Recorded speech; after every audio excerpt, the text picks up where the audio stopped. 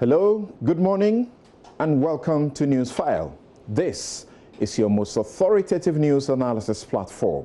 And here on NewsFile, as you know, we put Ghana first. The Electoral Commission is set to conduct a new voters register. It is talking about a new voters roll even in this lockdown. What if December 7 is disrupted by the coronavirus pandemic? We will ask these questions and we have the answers right here on NewsFile. Another big scandal is unveiling. Just like the Airbus scandal, this one, as I said, looks like it. It has led to the thermal oil refinery boss resigning. But should that be the end of the story? What did Ghana lose in this scandal? How did it happen in Dumso? How may such be prevented in the corona chaos? I'm Samson Ladi Anyanimi. Stay with us to deal with the vexed matters.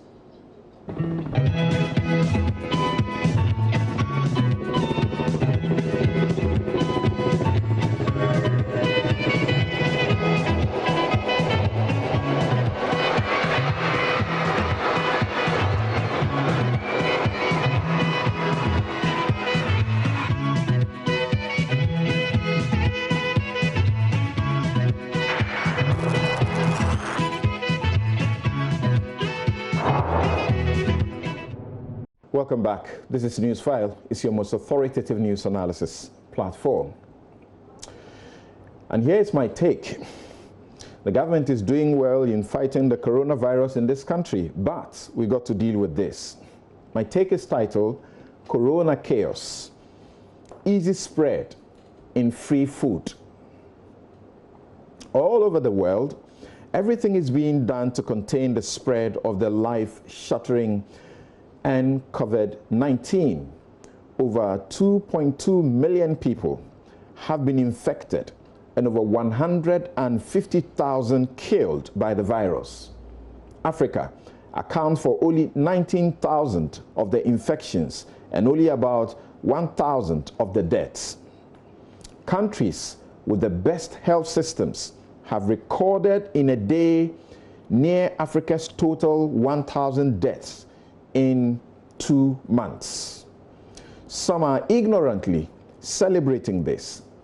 Fact is, the more a country tests, the more it discovers, and the better place it is to avoiding the spread. Africa has the least record of tests. Ghana, said to have done the most tests of some 50,000 so far, may not have to boast because in Europe, some are testing 10,000 or more a day. This is a respiratory disease. So when a patient must die because he or she cannot breathe, ventilators may give life. A journalist who got the virus in Zimbabwe died because there was no ventilator. Our health authorities are praying against critical cases because there will be no ventilators to cater for up to 300 cases. The UK's Boris Johnson is alive thanks to a ventilator. He is mobilizing 10,000 of the life-saving machines. It is not surprising the World Health Organization is projecting Africa could be the next epicenter of end COVID-19 with 300,000 deaths and 30 million Africans to be pushed into poverty. Draconian laws and orders have been made with lockdowns and state of emergencies to fight the pandemic. Yesterday, 3 reckless men were thrown into jail for the least prison term of 4 years for endangering some 50 lives in the name of a church service. Over 400 people face similar fate for allegedly flouting measures intended to protect them from getting the virus. But are state officials and politicians endangering the lives of several hundreds and thousands of the poor and homeless not equally guilty of the offense?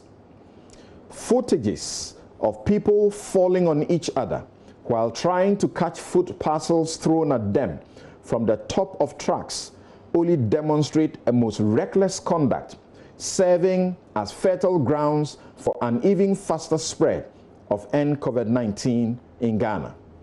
Experts fear this is how Africa might explode with the disease. The state is apparently spending 2 million cedis each day to feed 400,000 people in lockdown areas in Accra and Kumasi. This is no rocket science. Insist on strict compliance with social distancing protocols if we cannot deliver the food packages more decently and to homes for those with homes.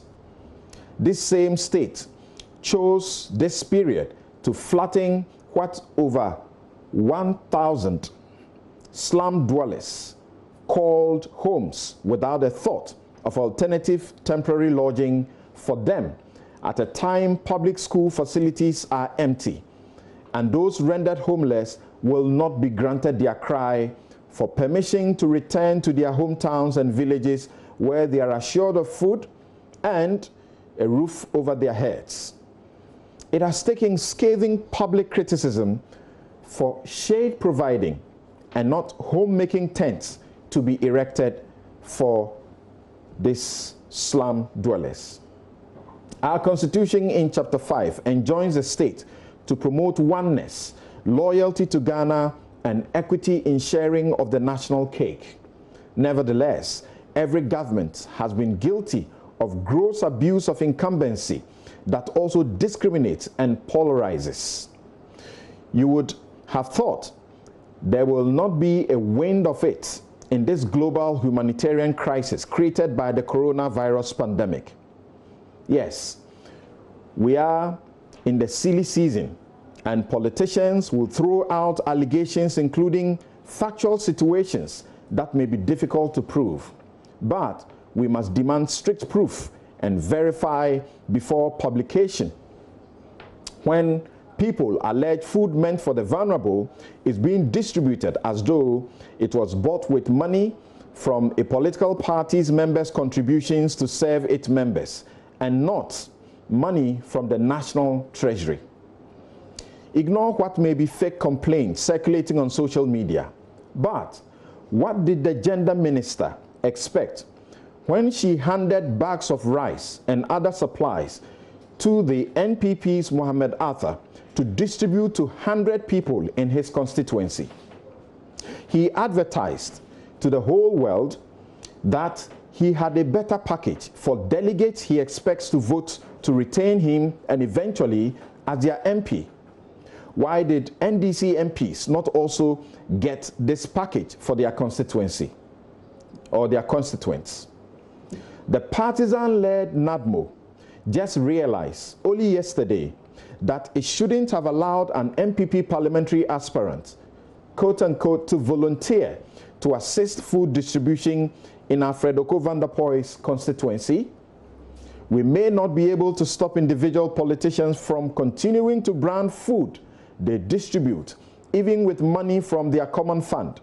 But in this national humanitarian exercise, let's stick to 1 Thessalonians 5 verses 22 to, quote, avoid all appearances of evil, unquote. In law, we say justice must satisfy the appearance of justice. In the meantime, please stay at home. Let me bring my guests now to you so that we can begin the very important discussions on NewsFile today. We will have, or we have already, Professor H. Kwesi Prempeh, Executive Director of the Ghana Center for Democratic Development, CDD, Ghana, on Skype with us. Thank you very much for joining us, Prof. Thank you for having me. Great. We will also have Ernest Kofi Abuchi, former Dean, Gimpa Law School. We will be speaking to the Electoral Commission as well. But here in the studio is Bright Simmons, Honorary Vice President, Imani Africa. Thank you very much for joining us, Bright. Thank you. It's a pleasure. Great. So as you know, we are dealing with two critical matters. First, it's important that you remember to observe the social distancing protocols. It's important that you don't move out of your house unless you have something essential to attend to. It is important that you are washing your hands and you are sanitizing so that everybody will be safe. If you have any issues, remember to call the hotlines, 112. If you want to make a report about a situation you don't feel well or something like that. But if it's about the food you need or something else about what is going on and the lockdown measures, you can call the hotline 311 and you will be attended to.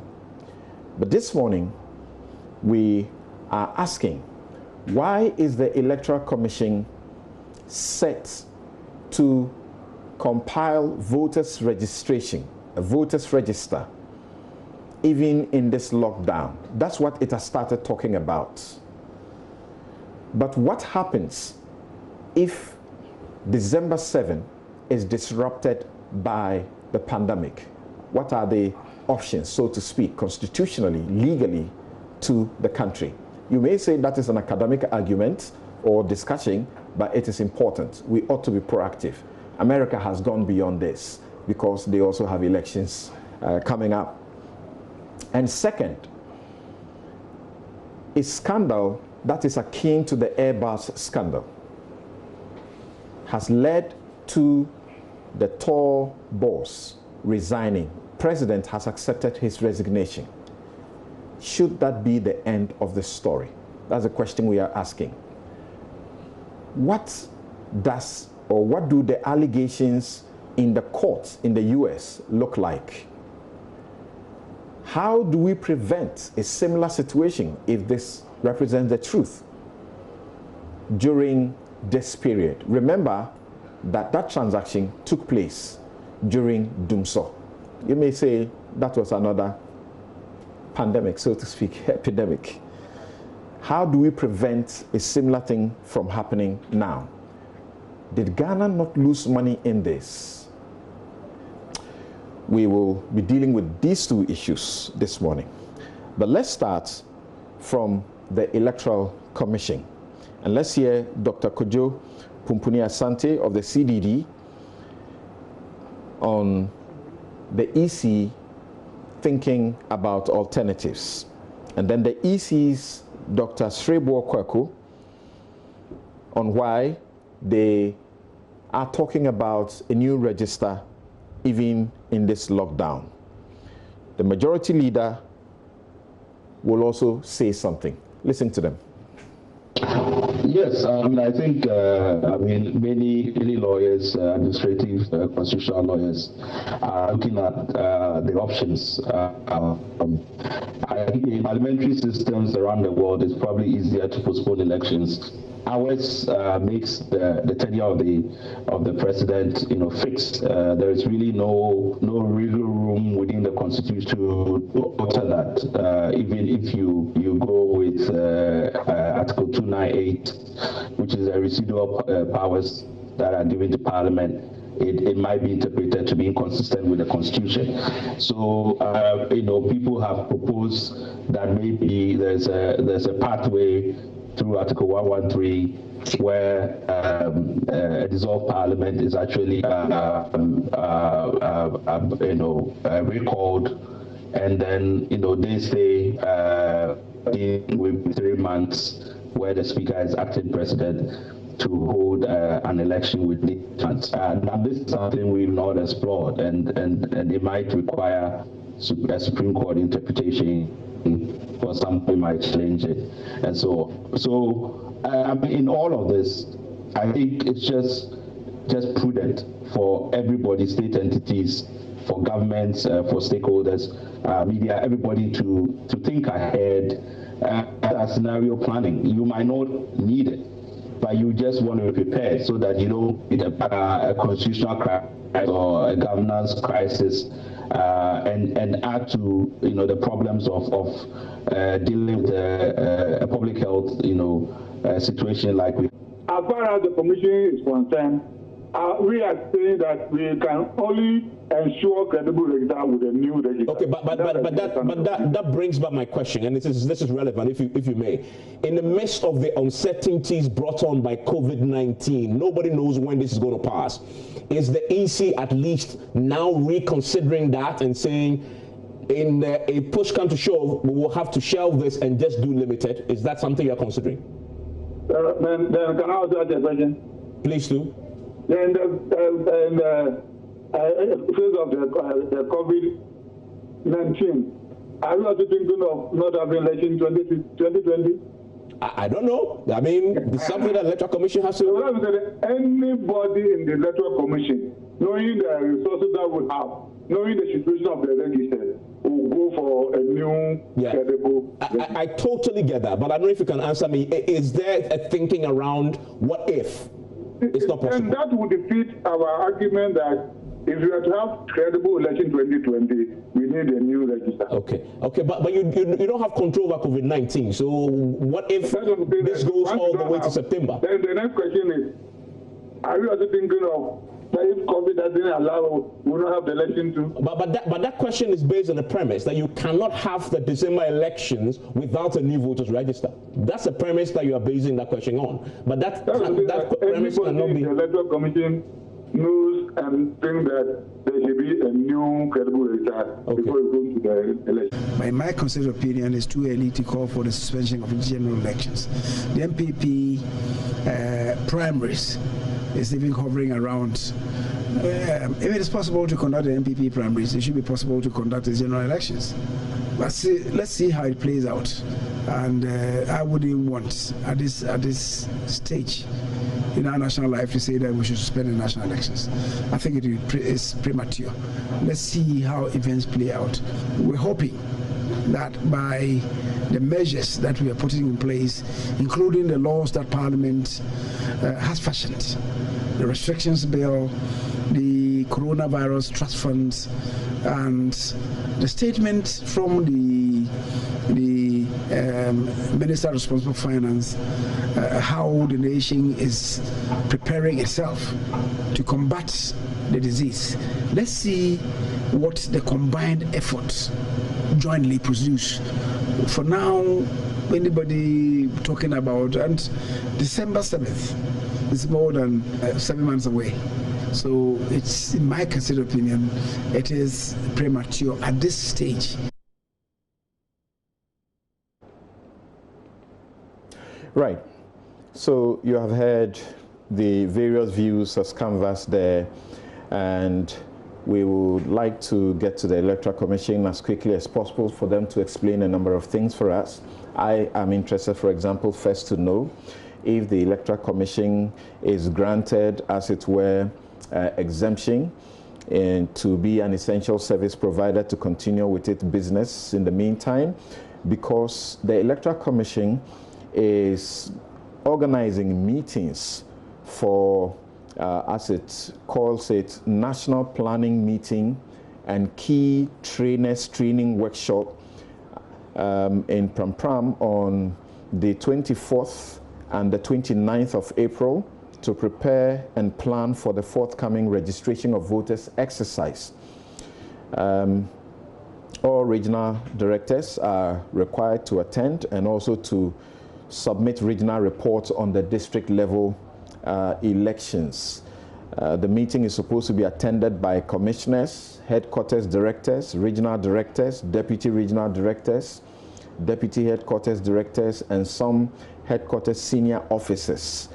And we want to know just a few things about what is going on, and more particularly, whether or not it has been advised by the experts, doctors, that it is okay to begin to even think about doing a new voters register in these times.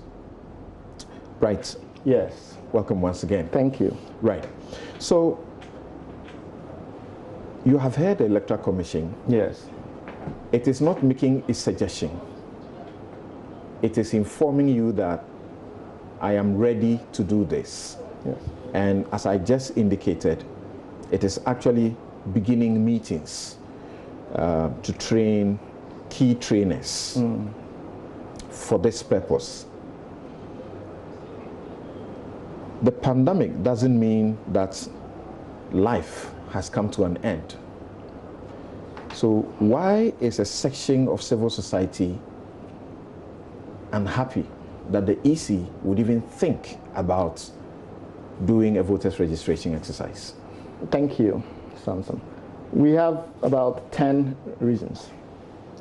The first is that we are in a moment of essentialism, where everyone, regardless of what they do, must restructure the activities as to what is most essential and leave the ones that are most essential relatively unchanged, and the things that are not as essential sufficiently change enough to conform to the new guidelines, social distancing, ban on public gatherings, etc.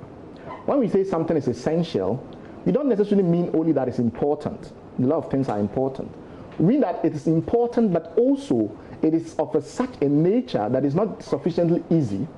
I don't even say sufficiently easy. It's not easy to restructure it to conform to the new guidelines. So essential is not just your colloquial essential. It has taken on a specific type of meaning. So when we close schools down, we say that the universities should all empty, people should leave primary schools and go home. And when we say that churches should close, those of you that are spiritual, and mosques should close, it's not because they are not essential in the colloquial meaning of the word. It's because the nature of the epidemic is such that they must be restructured. When you take the electoral process as an entire framework, an end-to-end framework, there are things that are essential for constitutional reasons, for political stability reasons, etc. And there are things that are not so essential. One of the most essential elements of that end-to-end framework is the voting itself. It's time-bound. It must happen within 4 months or not later than 4 months before the transition, and that transition is fixed for 7th January. Given that context, we must look at all the activities within the chain that will get us to that timeline and say which of them are not essential enough that it can be restructured. Registration, I'm sorry to say, is not one of the most essential elements of that chain. Even exhibition, certification, nomination are more essential. Without them, you can't even have the elections. When it comes to registration, the law is quite clear that the EC has significant discretion in terms of how it revises the register, to the point where some have argued that it should even stop the periodic mass registrations and move into a continuous registration model, where people can go into the EC's district offices and register continuously until the 42-day barrier prevents any further registration before nominations are filed.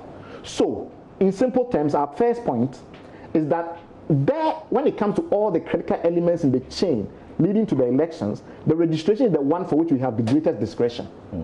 Particularly also, where if you decided not to do the registration at all, and this is plan A, let's say because of the the grave situation that faces, and we will expound on that in subsequent submissions. If we decide we're not going to do it at all, how many voters are going to be affected, and how would that affect the legitimacy of the election? 7%. Why 7%? Because we have about 17 million on the register. Every limited registration will add 1.2 million. If you don't do any registration at all, 93%, at the very least, 90% of people can still vote. Legitimacy is a matter of degree. So eliminating the registration does not really undermine the election. Whereas eliminating some of the other activities, particularly the ones that ensure that we have a free and fair election and there's one man, one vote, or one woman, one vote, exhibitions, certification, the rest are more important. So the EC must divert its attention to the most essential elements of the electoral chain. That's our first point. Our second point is that if you take the nature of the epidemic and the current rules around how it should be managed worldwide, WHO rules, rules of the CDC in Atlanta and others that are considered of global repute, you will need to implement a registration process that takes that into account. That means that the 43, 44-day timeline will have to be at least doubled to be really safe. Let's even say we only increase it by 50%. Why do we need to do that? Because you need to space out the queues. Every time somebody comes and put their fingernails on the machines, you need to sanitize them, etc., etc. Now, all those procedures will lengthen the time of the registration.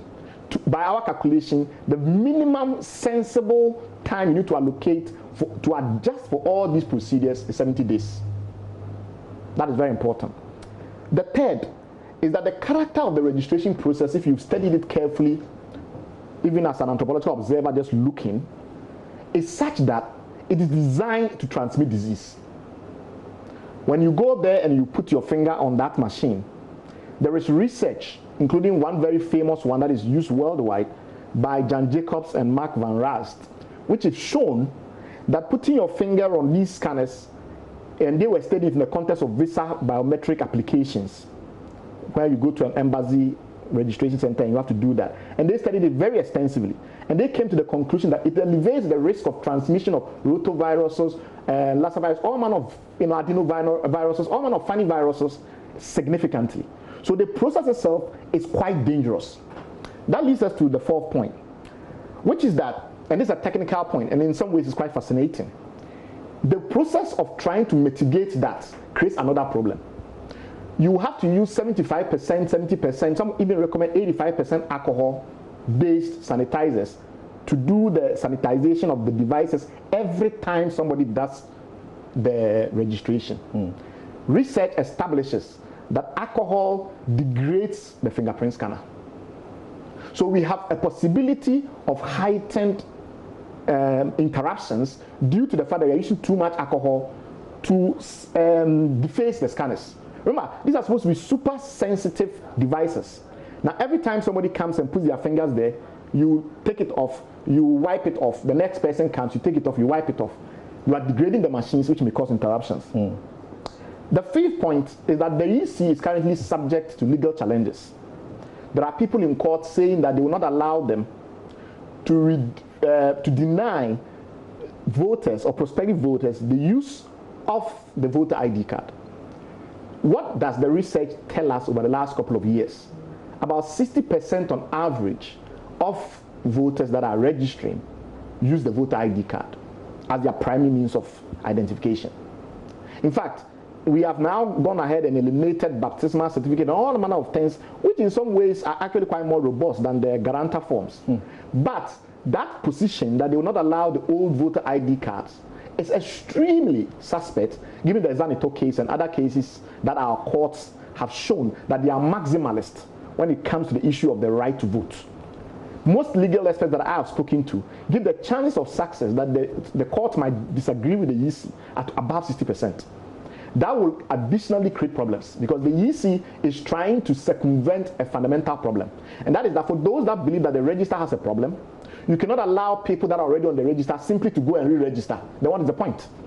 This is not to talk about the voting system and this technology. I'm talking about those people that have a concern about the register's quality. If I can use my old voter ID card and go and register, then that whole point is defeated. So those that support the register cannot abide a disagreement by the courts. The next issue is that we are 8 months behind schedule, which people don't realize. In the last time that we did a full end-to-end re-architecture or re-architecting of our voting system, we completed procurement in October of the year before, 2011. We now have a situation where we have not completed all procurement activities and we are almost in May. That time they finished in October of the year before. And then they had all that time to plan, to do their piloting, etc. That has not been done. That is our 8th point. we have not done the testing procedures on the field that genuinely should constitute a user acceptance testing. The user acceptance testing that the EC has gone ahead and approved is one of the most incompetent decisions any public authority in this country should be allowed to get away with. Because field testing has always been integral to how you do user acceptance when a new machine or a new system, technological system, is brought to use. Okay. Because of all the barriers, those are limited. I'll rush through the remaining 3 issues. 1 or 8, if the situation was such that we start to recover, the mechanism of reopening follow international procedures for which an election process that lasts as much as 2.5 months, by our calculation, will completely distract us from. Okay. Imagine an attempt for political party members, and you're not going to stop them bashing their members and the rest. At the same time, you are doing vaccination. Because you have to do vaccination, therapeutics. You are trying to do serological surveys. All of those things will greatly be inconvenienced if our focus and attention as a country is diverted to this. Can I rush through my last 2 quickly? Okay. The last 2 points is about the economic implications, as well as the fact that, and that is the last point, we now have to re-examine the EC's case why it cannot use the existing register. Don't forget, a lot of organizations like Imani and the rest have published a lot of things. I would say 99% of people have not read them at all. They don't have time. But now that the EC says we cannot do anything without a new register, we must now go back and re-prosecute and re-litigate all those issues again. Why? Because the EC gives us specific technical reasons. They did not give us constitutional reasons why they cannot do what they use the old register. They give us technical reasons. Luckily or unfortunately for us, either way, depending on how you look at it, no member of the 19-member commission, including the commissioners and other members, none of them make software or build hardware. So any technical decision that they make is subject to evaluation by other stakeholders, including the Ghana Chamber of Technology and other organizations in Ghana, none of whom have been consulted in these matters. Now the argument is, we have said, looking at the data that exists, that the register that we have today is extremely fit for purpose. We've shown records from the Ministry of Finance, we've shown records from Parliament, records from the Auditor General, that shows that the EC has continued to buy equipment since 2016, done a complete refurbishment, and refurbishment is not repairing. That is basically almost returning to new since 2016. In 2016, they completely refurbished the systems. In 2018, they replaced the majority of all the devices, and for that reason, we have one of the best biometric systems. Given that context, that debate must be had. Because if the EC says technically that election cannot be held, people must question them. And if by some reason, the people that technically are responsible for managing the elections directly say they don't have the competence to use the existing system, they should step aside by resigning. The EC should publish an application for, an invitation for new applicants. They should go and run it and use the existing register. Okay. And the last point. That was the last. You have addressed it. Thank you. All right. So, Professor H. Kwesi Prempeh, now, these arguments that Bright Simmons put forward, some will say some of them are not new, and because Imani, CDD, all of you belong to the almost 24 of civil society organizations that did your own research and came to the conclusion that we didn't need a new register to be able to have the elections. But a senior advocate of the Supreme Court of Ghana, a member of the Council of State, who has the opportunity to advise the president, Sam Okujeto, says, our cases of the coronavirus is not as dramatic as it is in many countries, which means that we only have few pockets in the 2 big municipalities and few of the smaller ones. So since the lockdown is not the whole of Ghana, the EC should start the registration in areas where there is no lockdown. Why is this not feasible?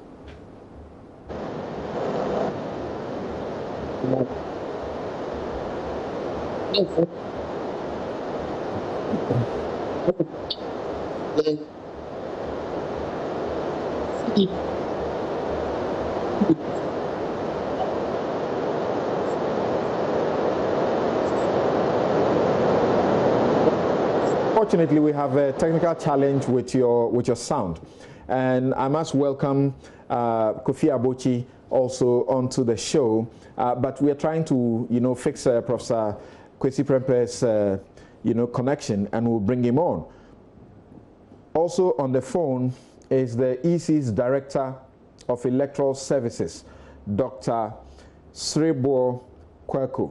Dr. Kweku, if you can hear me, what do you make of the criticism, the avalanche of criticism that you are coming up against after you made it public that you are intent, on going on with organizing a new register?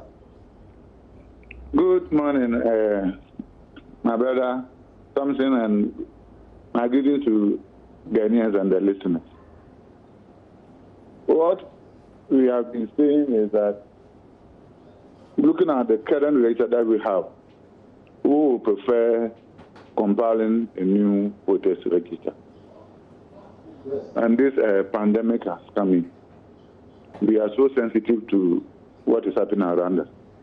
That's why, in all my deliberations, I've been mentioning that we are in consultation with health experts and other stakeholders. There's no way we will rush Ghanaians into the pandemic as if Electoral Commission we are living outside the group. As far as our programs are concerned, if the pandemic were to go by the next 1 or 2 months, we are still sure that we can compile the new register without any inhibition. I'm just watching you, and my friend Simmons was saying that registration is not a critical activity. I don't know whether I didn't get him right, but I think that is the foundation of an election. You can't go to an election without credible register. I'm not a lawyer, but if you look at Article 42 of the Constitution, it is there. And also to get your mind back, in 1996, we had done limited registration. We have completed then 1 man, 10 a day. Samson, a lawyer, I believe you remember the story. Right. The man came and he said that we have already finished with the limited registration. We did a major compilation in 95. Then we did a limited registration. The man went to Supreme Court, and the Supreme Court said we should register him. So registration is a fundamental human right that we cannot take it away from anybody. So if, God willing, the pandemic subsides by the next 2 months, we can comfortably go through the limited registration. The next one is what are the other options in case? Okay, before we go to the other options, can I canvass a couple of the points he made to you so we can get your reaction? Okay. You are talking about limited registration and the fact that we have a number of Ghanaians who have now qualified to be registered to vote, and that's a constitutional right. Therefore, you ought to do it. If you don't, you may face legal suits. That's what you say, right? Exactly. How many people are you expecting to register? What's your estimate? But our estimation, we are projecting around 1.2. 1.2 million if we are new voters. Okay. The other question. Bear in mind that the limited registration does not cover only those who have turned 18. All right. You may have people who, as I speak to you, I know somebody who is in Ghana.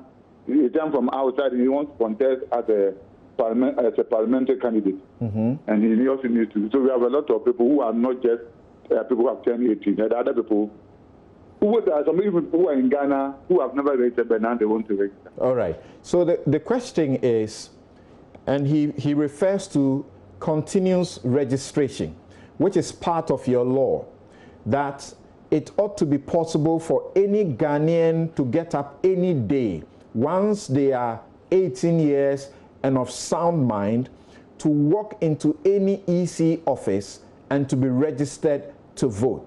What happened to the continuous registration?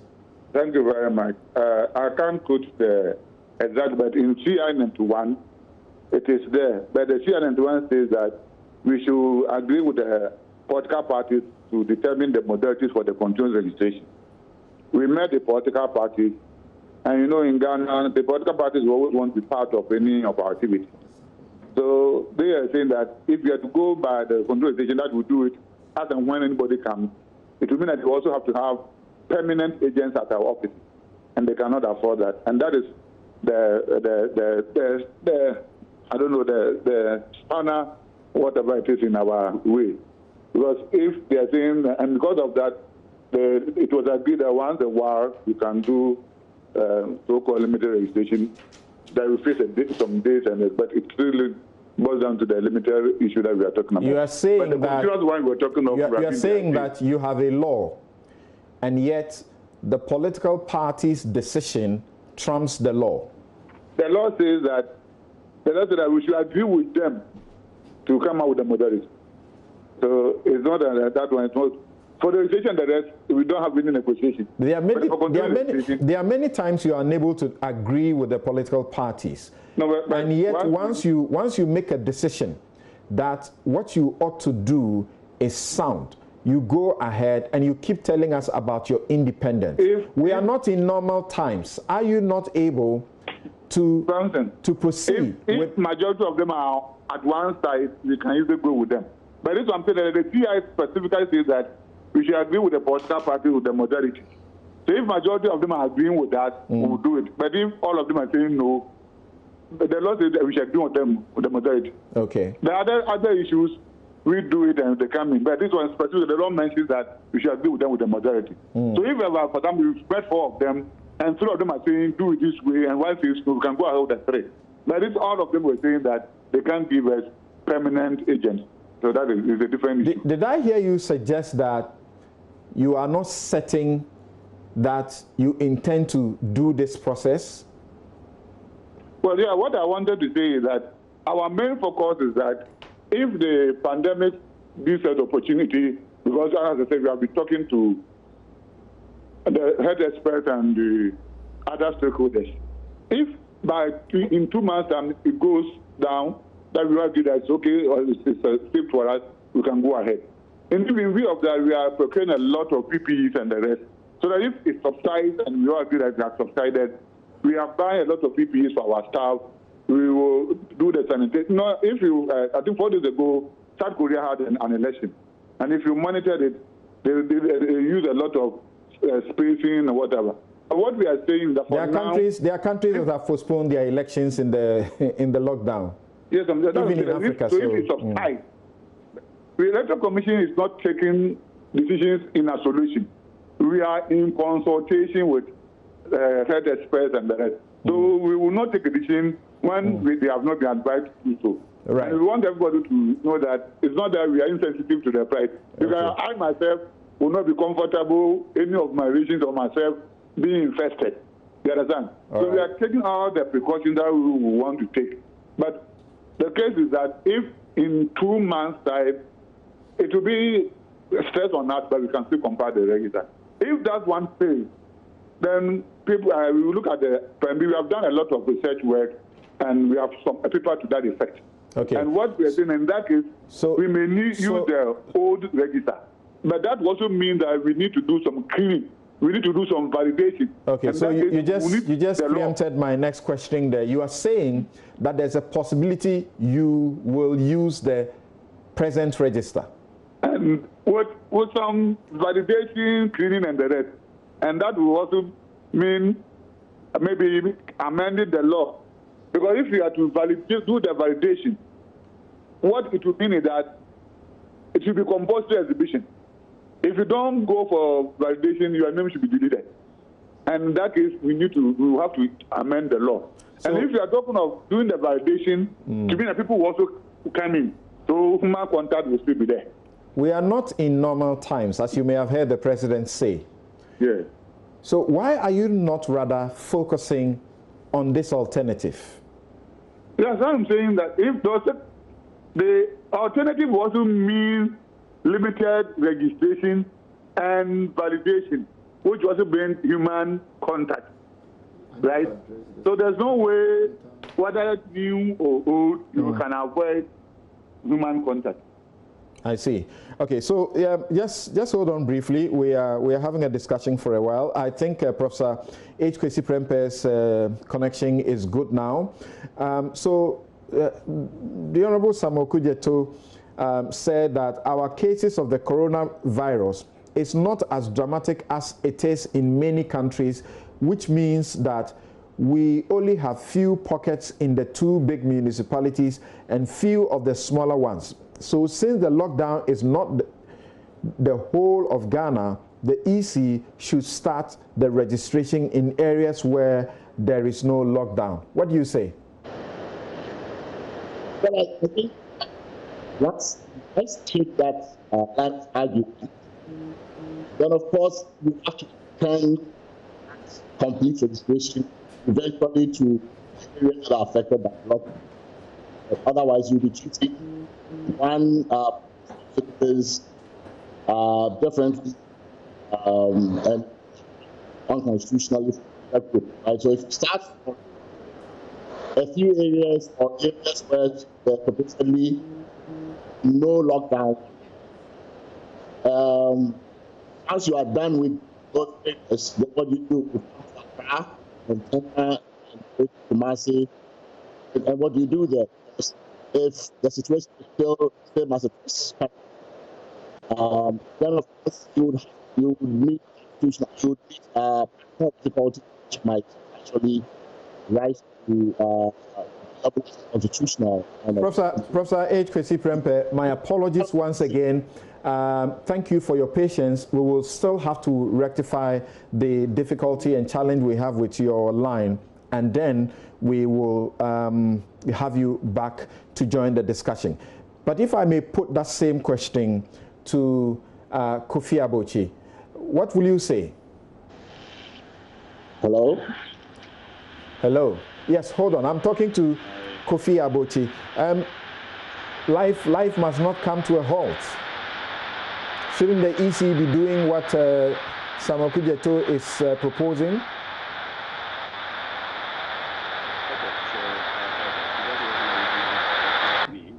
Can you please just repeat what the Honorable Okudzeto said? Did you ask me to read it back to you? Yes. If you can repeat what the Honorable Okudzeto said. So this is what he says. Our cases of the coronavirus is not as dramatic as it is in many countries, which means that we only have few pockets in the 2 big municipalities and few of the smaller ones. So since the lockdown is not the whole of Ghana, the EC should start the registration in areas where there is no lockdown. Well, I respect the Honorable Samuel Okudzeto a lot and his positions, and I can understand why he's saying that. Probably he's asking us to put ourselves in context. I will, however, again, from a very layman's perspective, but as someone who's following the news, that it appears that the pandemic is doing a global tour. It's moved from Asia, went to Europe. It moved from Europe, it went to the US. The projection or the prognosis of the WHO, as I monitored yesterday, is that Africa is the next epicenter. That is a sobering prognosis. And if that is the case, what it means is that we should all brace ourselves for it. Bracing ourselves for it should imply that we should take preventative steps as opposed to steps that may endanger us in some way or the other. I think that in the minimum, civic duty should not endanger anybody. And so if the performance of a civic responsibility, like registering yourself for an election or upcoming election, would have medical public health consequences, I would rather we take preventative steps rather than taking the risky step of. Can I address the Okay. And so, yes, I respect the position as I indicated.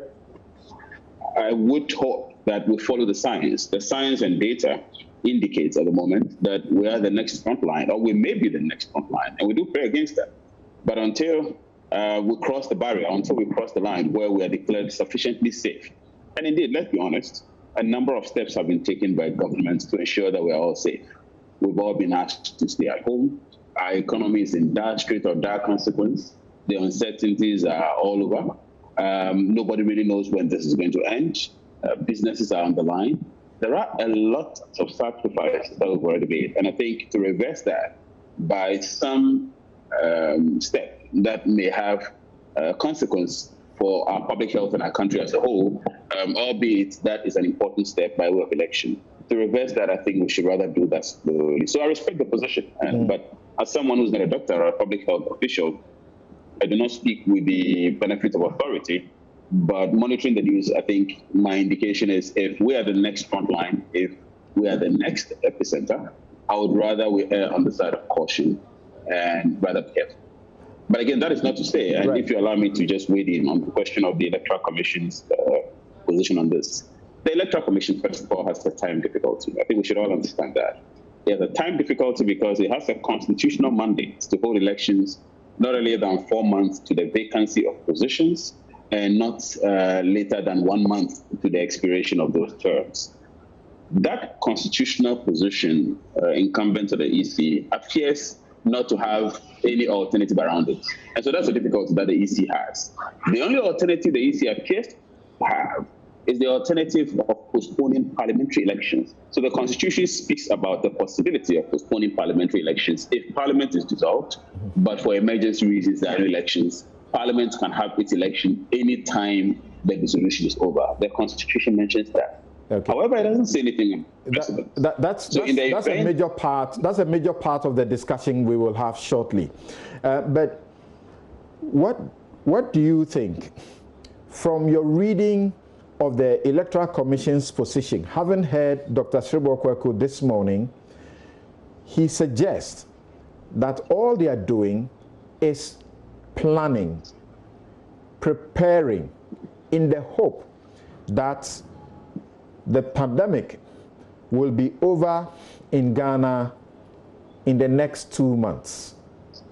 So they are buying PPEs, among others. What is wrong in planning and hoping that in 2 months' time, this will all be over and then they can get to do their work? Absolutely nothing wrong in planning. On the contrary, it is good management and good governance to plan. And so the position of the EC at this stage is absolutely faultless. They can plan, and mind you, the question of the compilation of electoral register, the cleaning of the electoral register, and the general management of elections in Ghana is the mandate of the EC. The Constitution requires of them, therefore, to put in place the pre-electoral planning and, of course, the post-electoral mopping up. And so there's nothing wrong, absolutely nothing wrong. It's very difficult to fault the EC on this.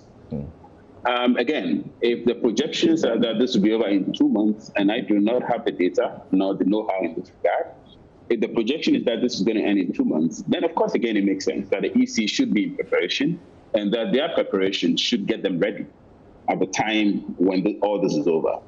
It's important, again, as I mentioned earlier, that we recognize the fact that the EC has a time difficulty. The time difficulty is that the EC has to work with a certain electoral timeline.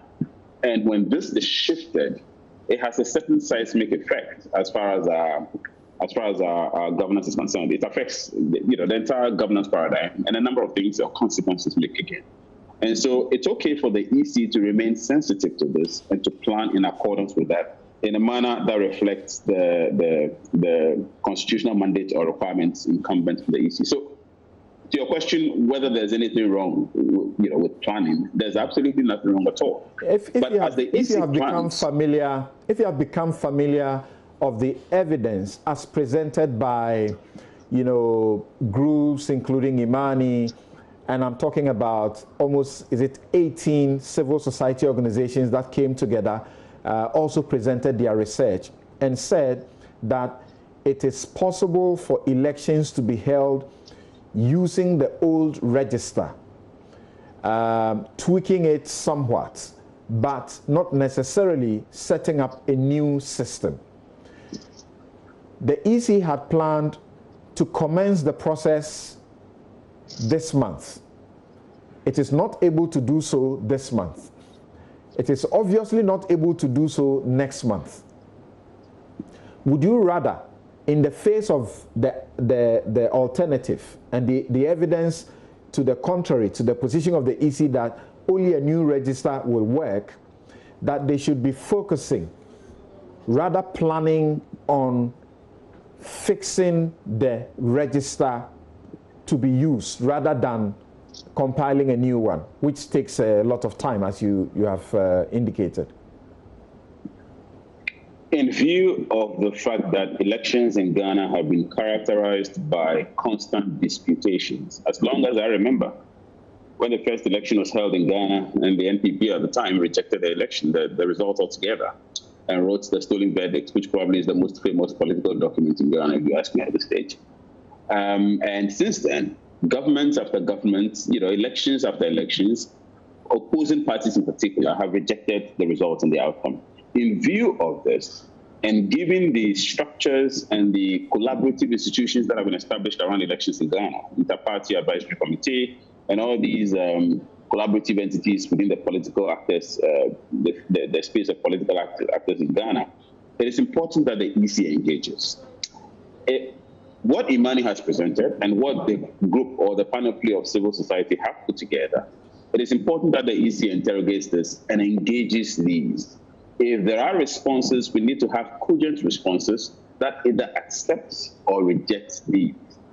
I think so far what I hear, it seems, is that it's been largely disputed. I mean, they're largely rejected without much interrogation.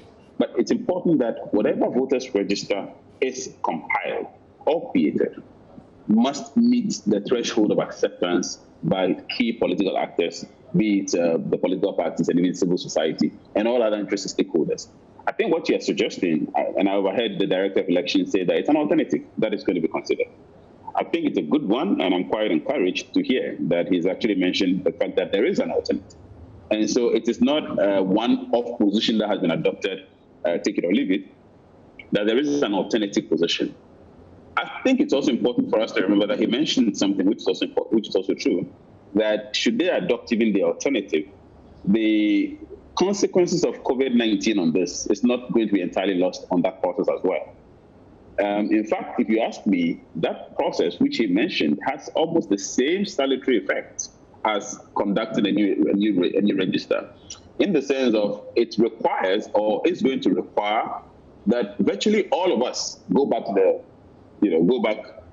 through the process to validate our names. So whether you are a registered voter or you're a new voter, all of us have to go there. And if you do not go there, there is an automatic default position.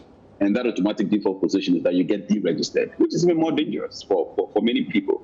No, and so no, I don't think we may need to get back on that. If you don't go through the process of validation, you potentially may lose your right to vote. Not that you would have lost your right to vote. Because if anything had happened to you during the process, you would not know unless you had gone to do the validation.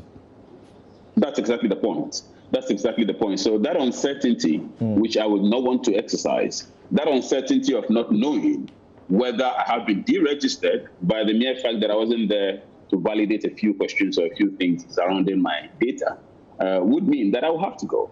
Now, in the context of COVID-19, you have this consequence of the same issue of congestion, because the key factor of the interventions that have been taken by government is to decongest the metropolis or the places where we have had a lockdown established. And so, if all of us have to go, and mind you, we do not have to forget the fact that one of the key dangers of this disease and the pandemic is the uncertainties of the mode of transmission.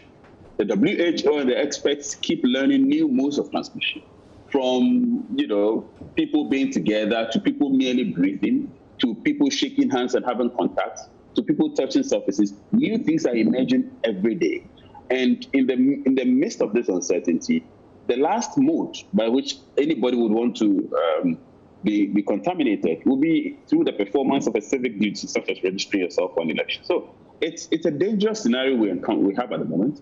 And I sympathize with the EC in light of the obvious constitutional difficulties that they have because of the time frames that are set. However, in balancing this I would argue that ultimately the pandemic, national emergencies that are put in place, together with a minimum exemption scenario that is given to Parliament, I would argue that the EC's constitutional mandate per time is not carved in stone, for which we will have to brace all these dangers and still say somehow that would compel people to go through the process. And therefore, if you don't go through the process, hold on for me briefly. Dr. Sribo Kwaku, I was interested in finding out, as you plan the meetings and training of trainers that you are going to hold, are you exempted? Are you an exempted service according to the Imposition of Restrictions Act? What I know is that some of us have been given passes that allows us to move. No, my question is, the Imposition of Restrictions Act, IRA, provides for a list of institutions or professionals that are exempt from the lockdown and the activities that, the measures that have been taken. You are not exempt. That's what you're saying. But you are saying that some of you have passes. Is that what you're saying? Exactly. Okay, so how are you going to navigate that? Once you are not an exempt service, you'll be breaking the law if you proceed.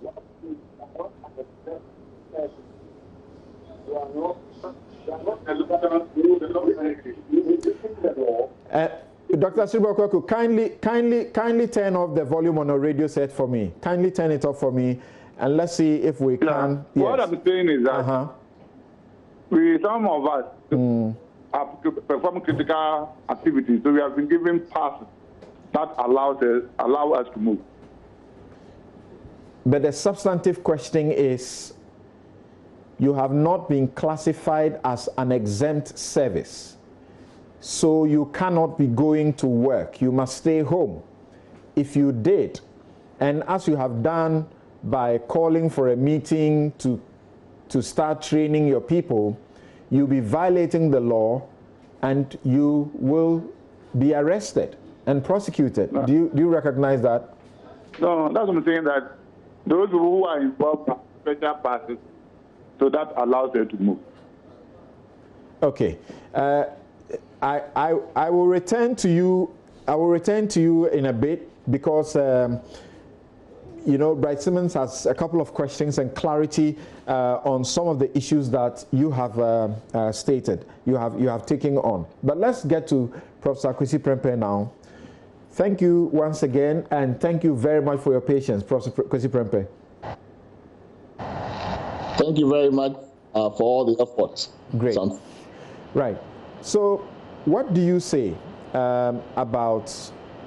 You were already making a point, but if you have heard your colleague and friend Akoto Ampao, he says that it is a mark of leadership for the EC to pull out of the present trajectory and find the best possible alternative solution to organizing the election. I couldn't agree with you more. I think one point that needs to be made is that compilation of a new record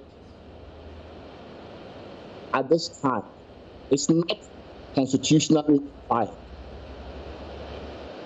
We have a register, a current register, that has not been adjudged or determined to be without credibility.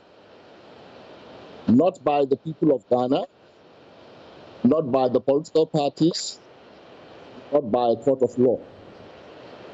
The conclusion that the EC has reached, that the current register will not produce federal elections, It's unfortunately a conclusion entirely of EC's own making, right? Because we have had in recent years elections conducted on the basis of this register, the outcomes of which have not been rejected or been impeached by the people of Ghana, by the political parties, or by court of law. So as far as we are all concerned, we do have a currently constitutionally compliant record. So the issue then becomes, why is the EC walking us into a path that could lead us into a constitutional quagmire when it is totally avoidable, right? So, and I think that is the point that my good friend Papa was making.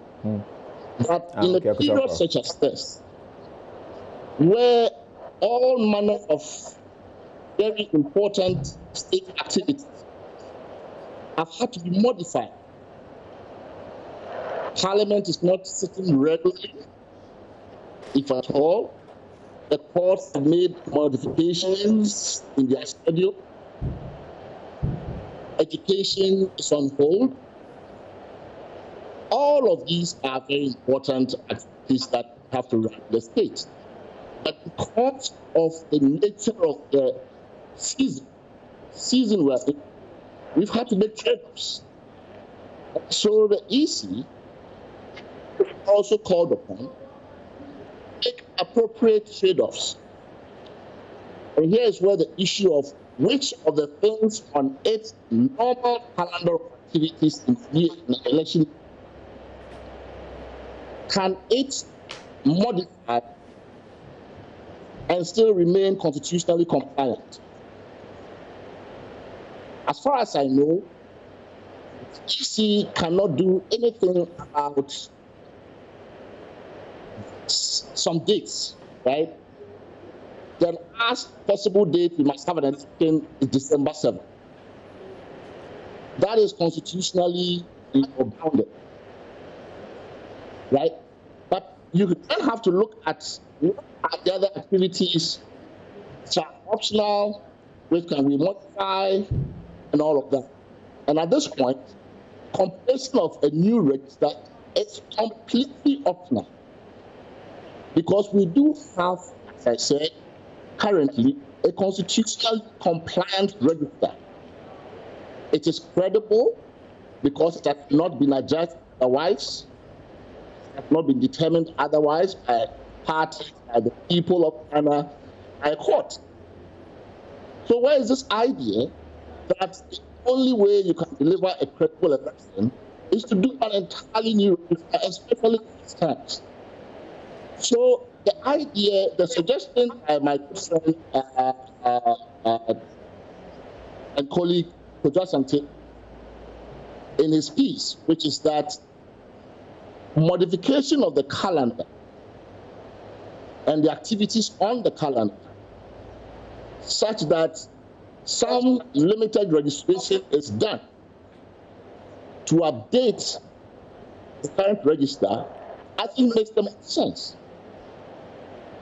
And also, I think the EC makes its position even more difficult to accept when it insists on certain identification documents that in the present circumstances would mean that all of us, all the millions of us who currently have a form of identification that has not also been addressed to be legitimate, will now have to go through the process of all the new registers. So it is just going to complicate this whole process in this period. This not the season for looking for ideal solutions. But the EC tells you this is not good enough. is good enough. You may say that no court and Ghanaians have also not adjudged the current register to be as bad as the EC says. But the EC is the body that you have appointed. You have given your trust as the professionals to do your work for you. If they have come to that judgment and tell you that if you try using this old register, we'll have difficulty on our hands, why not believe them? Again, they also say that even by going by the alternative that the CDD puts forward, like you say, there will be the need for limited registration. That is still doing what perhaps we should not be doing under the present circumstances in the pandemic virus, the virus pandemic. And then there will be the need for validation. He says all of these activities practically bring us back to the same situation. We are better off doing a new register.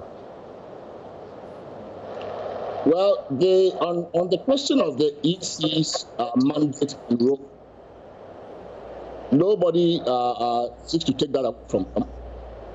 The EC, when it conducts registration and when it conducts elections for us, it does not conduct them for the EC. The EC doesn't conduct voter registration for the EC. It doesn't conduct elections for the EC. It conducts it for the people of Ghana, those who participate in the process, for candidates, and in order to vindicate our constitutional right to vote and to be registered to vote. So the EC alone cannot stand alone apart from the people, apart from the political parties, apart from the courts of law, and say, no matter what you think, we have come to a judgment that this register is not credible. Credibility in this context is not a technical issue. It is very, very deeply a political, social issue. Because post legitimacy of the government system that we're running. If we have not impeached the credibility of the outcomes of the elections conducted with this register, if all of the major stakeholders who have raised questions about credibility have not, then where does the EC get the standing to say, notwithstanding that everything is legitimate, is credible? We technically have come to a decision that the role is not credible. The second argument about limited registration will create the same certainly does not hold, because that is exactly why it's called limited registration. I would not have to go and queue to vote again. I already have my voter's card. Its legitimacy has not been peaked. It's only new voters, people who want to get on the roll for the first time. So the numbers will cut down across the country considerably, which will make manageable practicing social distancing rules and giving the time constraints for the EC to actually do that. Right. Now, wearing your legal cap as a teacher of the law, can you help us with some clarity on this matter? The Imposition of Restrictions Act 2020 does not make the EC an exempt institution. The EC, from the 24th of this month through to the 29th, it is beginning the training of trainers, bringing all 8 officers across the country together to do the planning that it intends to do. Dr. Sribo Okwaku says some of them have passes that allow them movement. Can they congregate? Can they go to the office and work without being specifically exempted? Well, I mean, even if they couldn't do current, I mean, I think that is not much of a big problem for me, because it can be so easily cured by just, issuing another executive instrument, including them, right? I think that still doesn't solve the problem. I don't want us to get to a point where we give politicians ideas about, okay, then just make the an essential. It doesn't solve the problem. It just easy to go to work. Okay. Right? So it's not just purely a legal issue. These are practical constraints that we are all facing. I'm doing this interview from my home, not by choice. It's because circumstances have created a situation where I can't be a studio. All of us have made sacrifices and modifications, including constitutional bodies who are vital to the functioning of our democracy. Right. Just as the EC is.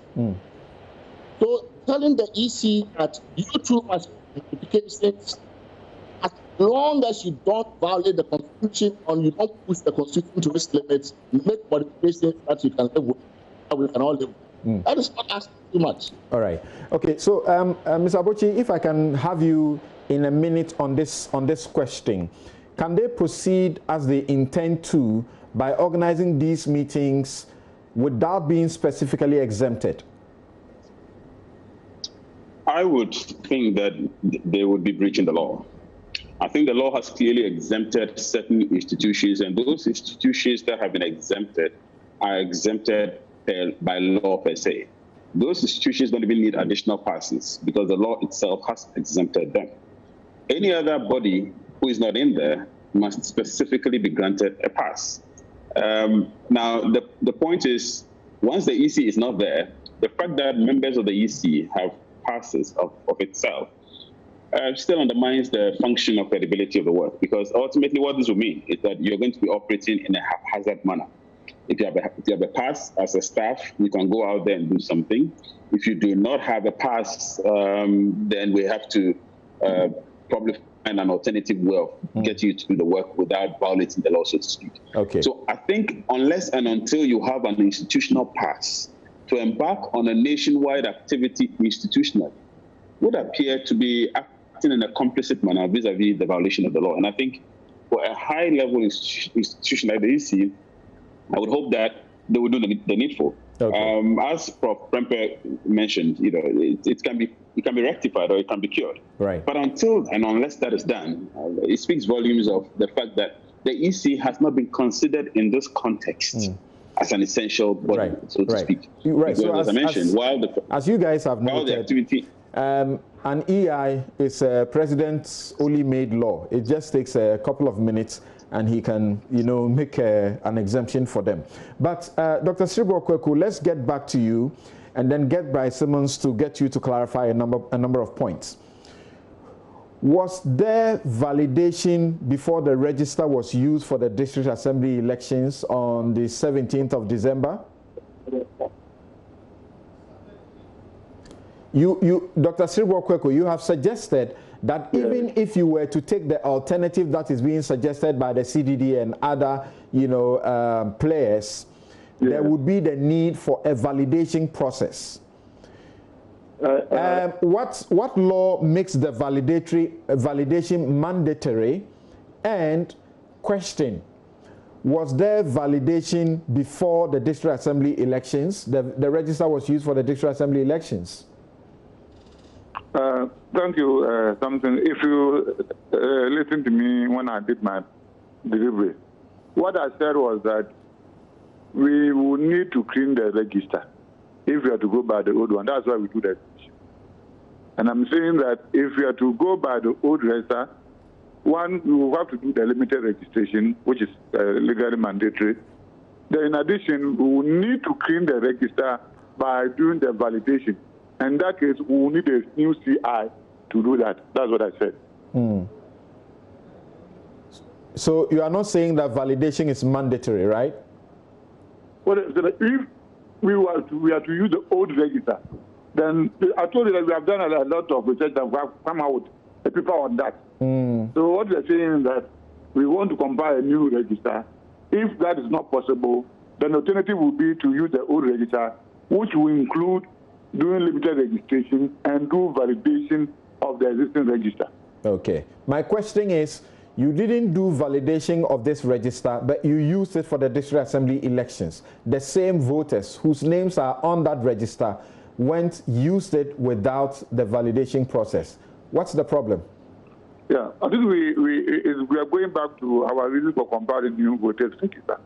We said that we have some few challenges on the current register, and we have said that there are a lot of people who have passed on and their names are on it. We shouldn't lose out the fact that tension in this level election cannot be compared with that of the general election. What somebody will go to court when it's the general election, the person will not go to court when it is this level election. So when it comes to general election, the tension in it means that we have to get everything right, so that we don't give room for people to exploit, for us to get into difficulties. Because, as we said, almost every election, general election that we have had in Ghana has been challenged. So we don't have to push into it. When we know that if somebody is to take us on, we may be found wanting when certain issues are raised. That's why we are saying that we needed a new register so that there will be credibility. The credibility will be very high. Credible now, but we can get more credible one if you have to compare a new one. If the pandemic is not allowing that, and we have to use the old register, we can't do anything but to allow limited registration, in addition to it, to validate the current register, which was a demand a new CI. Okay. What is the basis for the projection the EC makes that the situation might be over in 2 months? And I'm asking because if we take the example of where the disease was detected, in Wuhan, it was detected in November 2019. We are in mid-April. In spite of the massive resources in China, Wuhan has not completely, or is not completely out of the woods yet. Last week, they attempted, to lift the restrictions. They had recorded a spike in the rates that they have.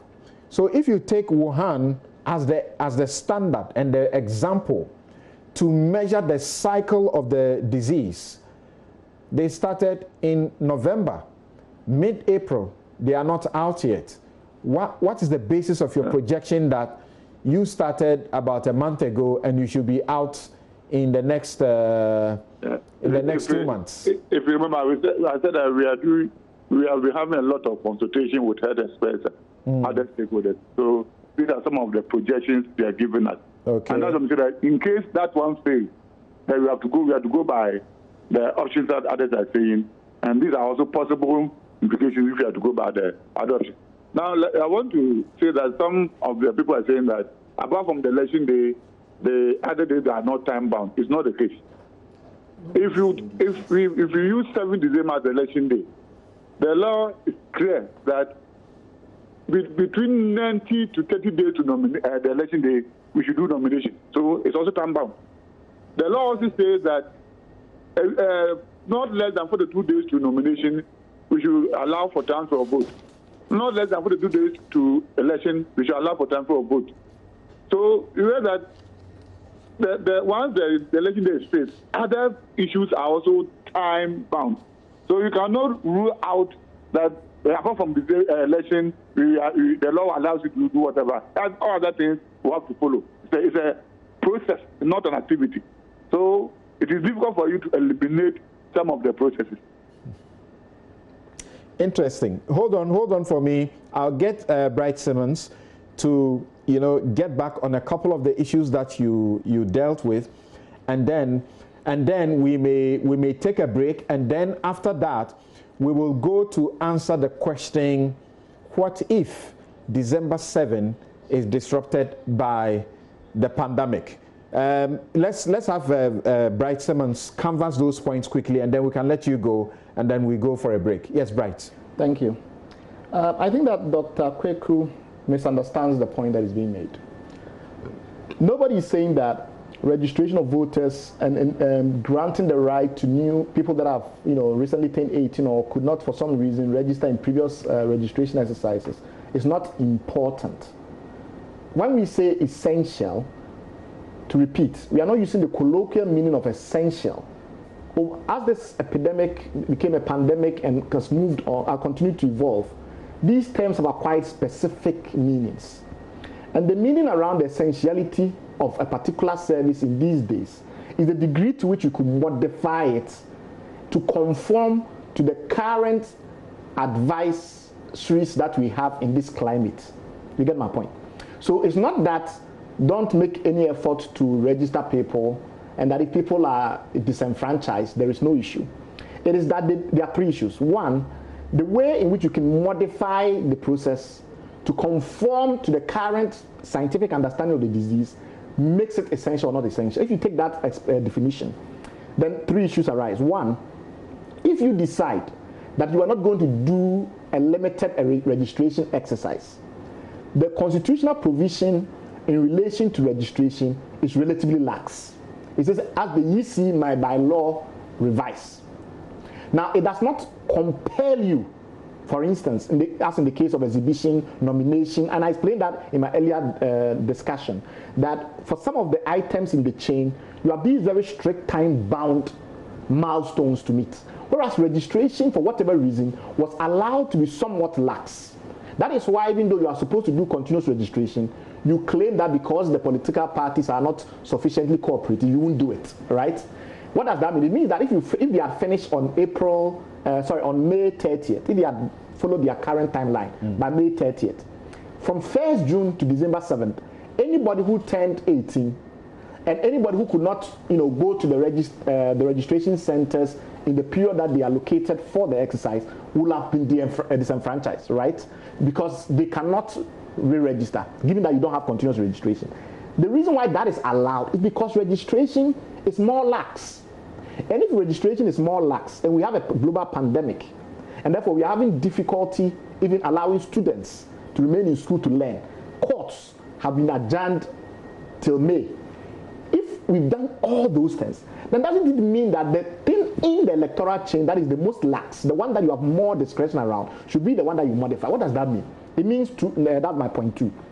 When you take the process, the time you have. The adjournment of the courts you refer to is not set in stone, because depending on the developments and the lockdown, the Chief Justice can change their mind. There will be a new circular. I agree. Very obviously. But I'm saying that the Chief Justice is using his her administrative powers to conform to the new reality. Right. Because he has some discretion.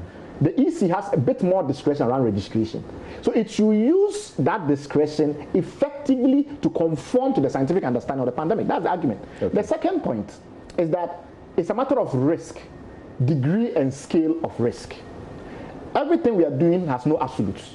Like I said, if you finish limited registration on May 30th, you are going to have 6 months or so during which people are going to turn 18, they can't vote, right? So it's about degrees.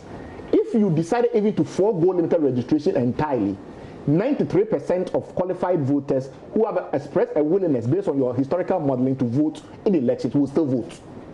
You get my point? So it's, whereas if you don't do your exhibition, if you don't do your certification at district level, etc., if you don't do those things, you cannot have the election. So let's focus on those things. Third point, there is a sense that, at least I get a sense, that when we say the EC is independent, we misconstrue what independence means. Independence does not mean independence from accountability. It says independence to mean, or rather it construes independence to mean avoidance of collusion. So it's like your independent auditor must be independent of management. That does not mean that they have no accountability to the profession or the ethics of the profession. All right. Independence in that regard is about the fact that sufficient, as much as possible, the EC should not be colluding with other parties in order for its independence potentially to come under suspicion. Now I have to make the point that when you look at the way that electoral laws have been set up, there is a reason why we say the chief registration officer for a region should be a high court judge, and that we should have certification of registers done by magistrates and the rest, not by EC people. There is implied in that some degree of checks and balances. Right. The other critical point that we also have to make is, and the reason why we are worried about the EC stance above everything else, is that given the way they describe the existing register, if they do not embark on a process of re-legitimation of that register, they will discredit the election. All right. If you have spent a lot of time continuing to say that this register is very bad, it dates from 2011, etc., etc., and we have put up evidence to show that it does not, the EC must now acknowledge that that evidence that they initially showed, claiming that the registered dates from 2011 and was obsolete, is not true, because we've done some refurbishments to the system and the rest of it. And that legitimation process can only start when they make that their primary role, primary goal. So if at the same time that they are saying, oh, look, we are going to have multiple scenarios. In one scenario, we are planning for the epidemic to subside in 2 months. And in another scenario, maybe we use the old register. If they continue along that path, they suppress the possibility of spending enough time re-legitimating the register, which is very critical. My last point. Actually, my last 2 points. One, some people have said that because, and this goes to the validation point that Dr. Kweku has made, because STL contract has been terminated, even to use the old register, we need to go back to STL. That's not true. We've had almost 16 months now of the EC independently managing the existing register and the voting platform using its own means. And the last point. So if anything at all, you want to upgrade the system, you must go back to the owners of the intellectual property, HSB and Genki. It has nothing to do with STL, because the EC, as at this point, is independent of STL. That's a very important point. The other point goes to this issue around risk, again, around the reason why the pandemic allows it, certain things are more conformant than other things. If you take the South Korean voting scenario, how many days did it last? 1 day. If you want to do a mass registration, how long do you need? We are arguing that you don't need less than 70 days. Now, as you prolong a mass public gathering, because you have to do public gathering in 8,000 locations, aggregations, cross-mixing, you intensify the likelihood of spreading the virus. They are saying they have bought PPEs and they intend to observe the social distancing rules. That merely extends the timeline and then creates additional problems down the line, as I explained earlier on. So everything that we've explained means that the lower risk things that must be done must be time related. So if you are doing a limited registration, for instance, and you don't have to necessarily do it, but if you have to do a limited registration, you can do it in your district offices. It can be limited in scope. That is more likely to reduce the risk of pandemic spread than to try and maintain the process. Thank you. Now we quickly will have to terminate this part of the discussion and take a break and return to answer the question, what if the pandemic disrupts December 7? But before that, Professor Kwesi Prempeh, the EC says, even though the law allows it to do continuous registration, which the expectation of the law would have been that anybody turning 18 at any time should just walk into any EC office and register, they are unable to implement that now because the parties are unwilling. Because we are not in normal times. What do you think? Can they do something about this to make this operational?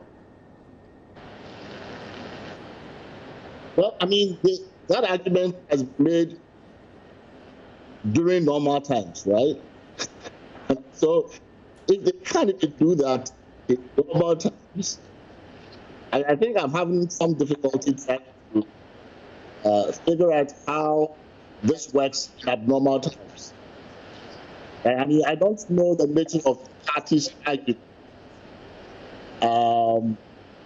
Why this cannot be done if in normal times. Right? So it's a bit. I'm not particularly sure I get the argument the EC is making. Not that matter. They are not the parties are making. But at least the EC can do limited registration. That one, the EC itself admits. Yes. That if it comes to shove, they can do limited registration with current register. And that is a very important admission that the EC has made. That in fact, I'm happy that they have at least attempted that option. The impression I've been giving in the past, the door is totally closed. There is only one way. There's no option around new register. I'm happy that at least the EC concedes that it can live with this register with certain limited registration, some cleaning, and all of this. I think that is where I agree with Brad. This is where under these circumstances, it must spend its limited resources, including time, working towards. All right. I hope every institution and all of us are learning, taking the lessons that the pandemic is teaching us to do the things that are necessary and not wait until there is trouble. The law says you should be able to walk to an EC office anytime and, you know, register. Once you turn 18, you are of sound mind. We haven't fixed that since the law was passed. 2016, I think. So what's our problem? Your last question to you, Dr. Kweku. Will the EC consider inviting an international panel of experts to assess the credibility and usability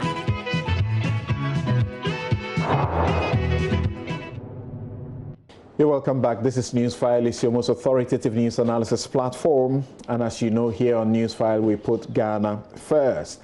And I have seen the loads of messages that you have brought in. We'll try and share a few of them. But my very final question is this, that goes to Dr. Srebo Kweku, Director of Electoral Services at the Electoral Commission. Will the Commission consider inviting international panel of experts to assess the credibility and usability of the existing register for 2020 elections? But the Electoral Commission should invite international people to come and tell us that our register is correct or is not credible. Anyway, I don't think we have thought about that because we are with the register and we know what. You see, there's a difference between theory and practical. Like saying that the old register issue that we are talking of, it could be done. But like I've been saying, it will have a lot of challenges. During the district level election, Samson, if you monitor the early morning media, you were calling us that people were saying that they can't find their names. They can't find their names. But because it's a district level election, no matter the challenges, everybody kept quiet. I know a top podcast person. I myself facilitated the transfer for him. The person went to the place and the name wasn't there. So that was easy to do with our data center and other things, which we have passed there. So now we have built the new data center. So if you have to go by the old register, we have to even transfer the data onto it. And it will also have its own challenges, including data loss. So we can use the old register with the limited, but like I said, we'll need validation. We'll have to do limited registration. So it will also have its own challenges.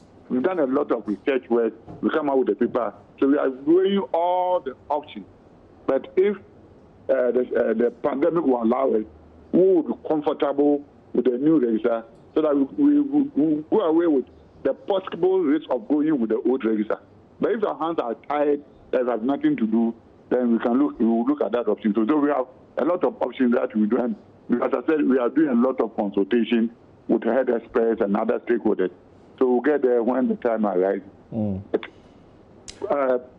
Myself personal, I believe that the best shot is to get a new clean register so that all the possible challenges will be avoided. Despite the pandemic and what happens? As I said, even if the pandemic will allow that, as I said. Okay. All right. Thank you very much, Dr. Srebo Kweku. You're welcome. Right. Okay, so I'm going to stay with my other guest, Professor Kwesi Prempeh, Kofi Abochi, and Bright Simmons, as we ask technical legal questions, but Bright has a way, his own way around some of these issues, as you already know. So, if there were no elections in December 7, what will happen? If the pandemic continues until unabated and makes it impossible for elections to be held, what will happen in Ghana's situation? In the UK, the Health Secretary is saying that they are not going to relax the measures until a vaccine is in sight, until they have started to vaccinate. And they are beginning that, but it doesn't look like that is going to be as soon as possible. All over the world, when vaccines are mentioned, they look at a period of about at least 12 months. will Africa be any different? There are elections in some other African countries that have been postponed. So we'll look at those issues. But a couple of instructive messages that have come in. This one says, the EC was not exempted in the EI. However, EC staff are part of the Public Services Commission, and therefore, the Public Services Commission's directive on critical staffing, which applies to all public service institutions, will apply to them. The critical staffing directives is not for general mandates and operations. It's for a very limited number of people whose absence can cause considerable harm. Example, those involved in salary processing. We still need to pay people. Hence, the real reflection should be whether EC is relying on the critical staffing directive to undertake an exercise which is otherwise within their general operations. Then, one other message I think may be useful to read it in full, even though it's a bit long, is this one. He says, the suggestion that the EC can commence registration in the areas not under lockdown is not practical and does not take into account a lot of factors. We all seem to have forgotten that when it comes to voting, just like burial, many people prefer to cast their votes at the places of birth.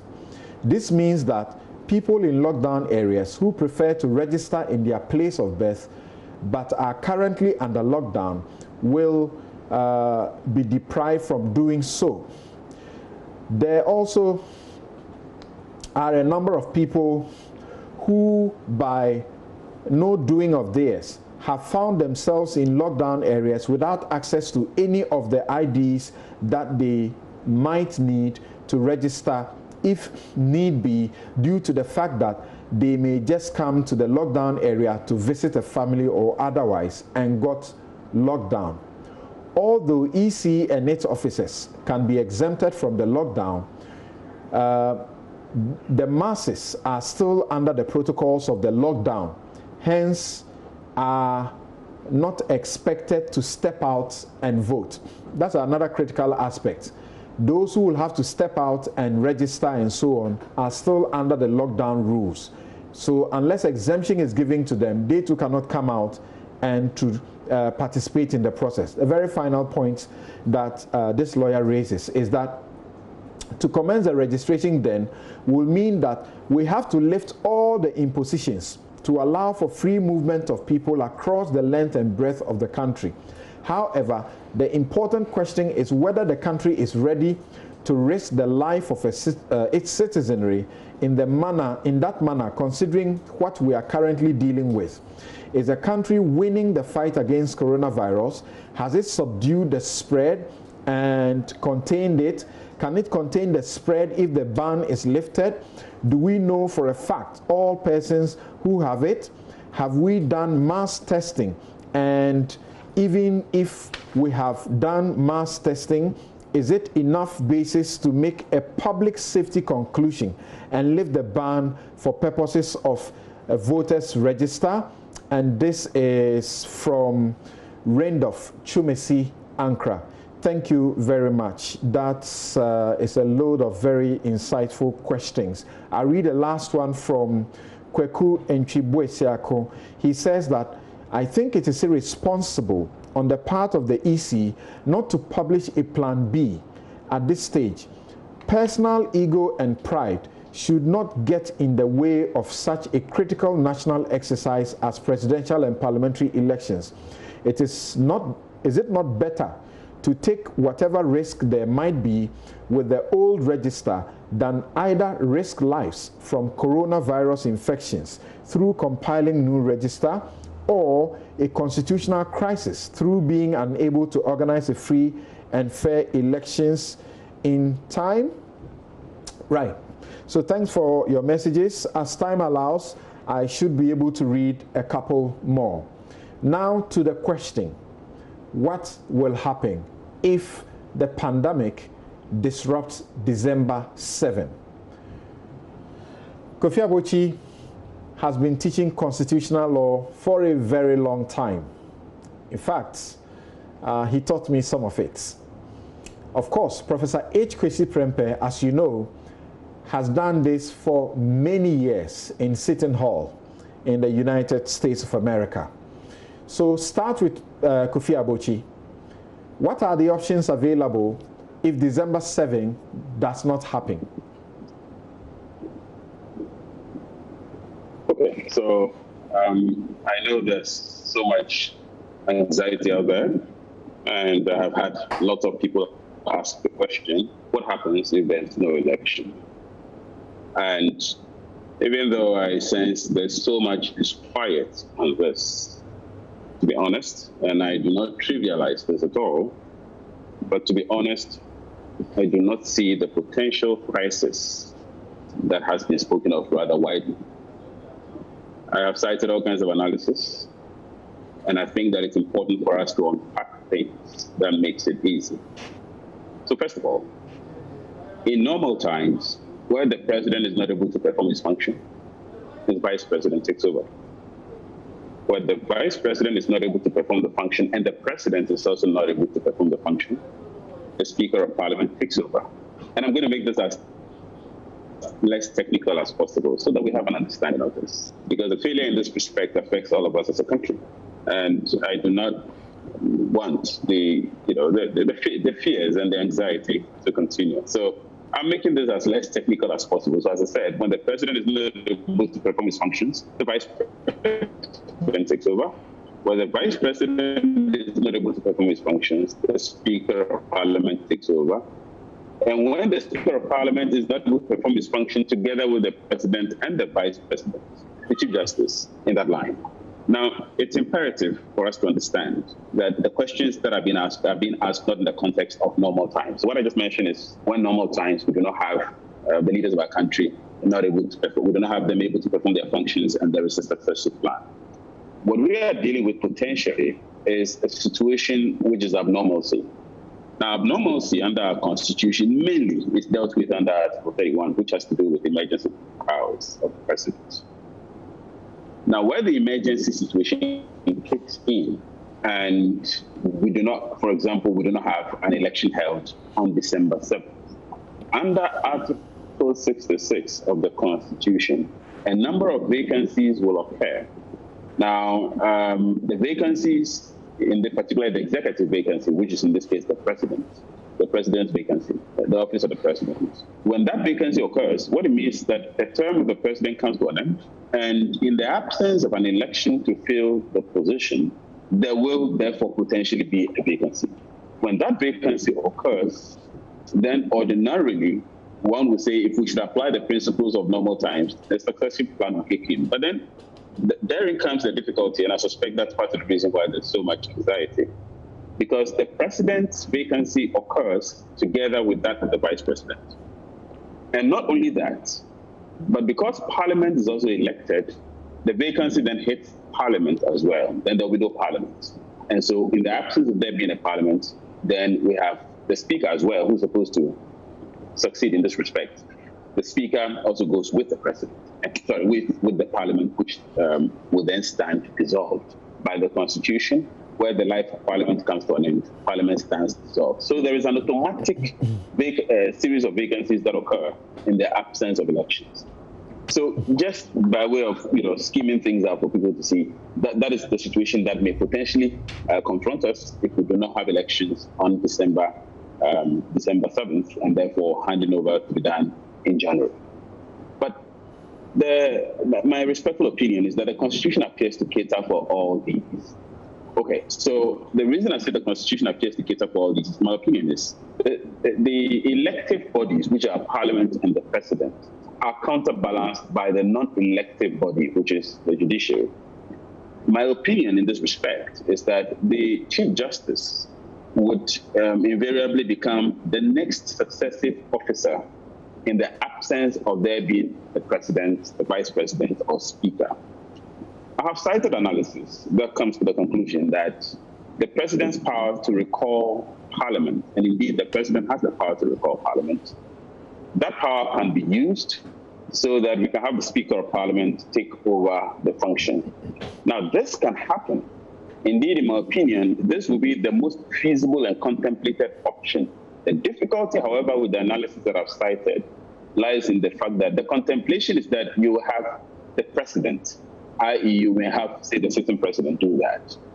That is a constitutional difficulty.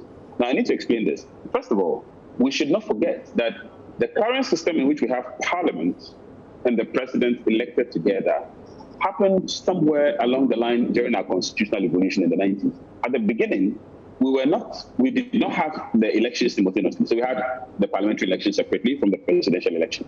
Now, my reading of the Constitution, when it speaks of the president having the right to recall Parliament, my reading of that is that if we had maintained the historical practice where we had a separate election for the MPs, and then we had a separate election for the president, and if we had these elections and the life of Parliament is not coextensive with the life of the presidency, then you can have a situation in which the president will still be actively in office, even though the life of Parliament has come to an end. In that case, the Parliament that has been dissolved automatically by reason of the fact that its term has come to an end can be recalled by the president who is actively in office.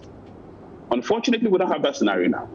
The scenario we have now is a situation in which we elect both the president and Parliament, and they both have 4-year terms. And so the lives of these two institutions start together and end together. And so my thinking is the president, who's referred to in the Constitution as having the power to recall Parliament, will invariably have to be a successor president. And that successor president, in this respect, in my opinion, respectfully, is that of the Chief Justice. So if the Chief Justice should succeed the office of the president, the Chief Justice acting as president can recall Parliament. And when that recall is done, Parliament can then have the recalled Parliament, together with the recalled Speaker, can then take over the position of presidency for the administration for the period of time that is contemplated. It's a bit of a convoluted scenario, but I dare say that it is not one which is outside the contemplation of the framers, for which cause Article 298, which has been mentioned, comes in play at all. Article 298, which vests Parliament with the authority to make laws to take care of certain emergencies, are emergencies in respect of which the Constitution hasn't spoken about at all. In this case, the Constitution itself contemplates the possibility of war as a major emergency and all other emergencies, which include this one. So this clearly has been contemplated.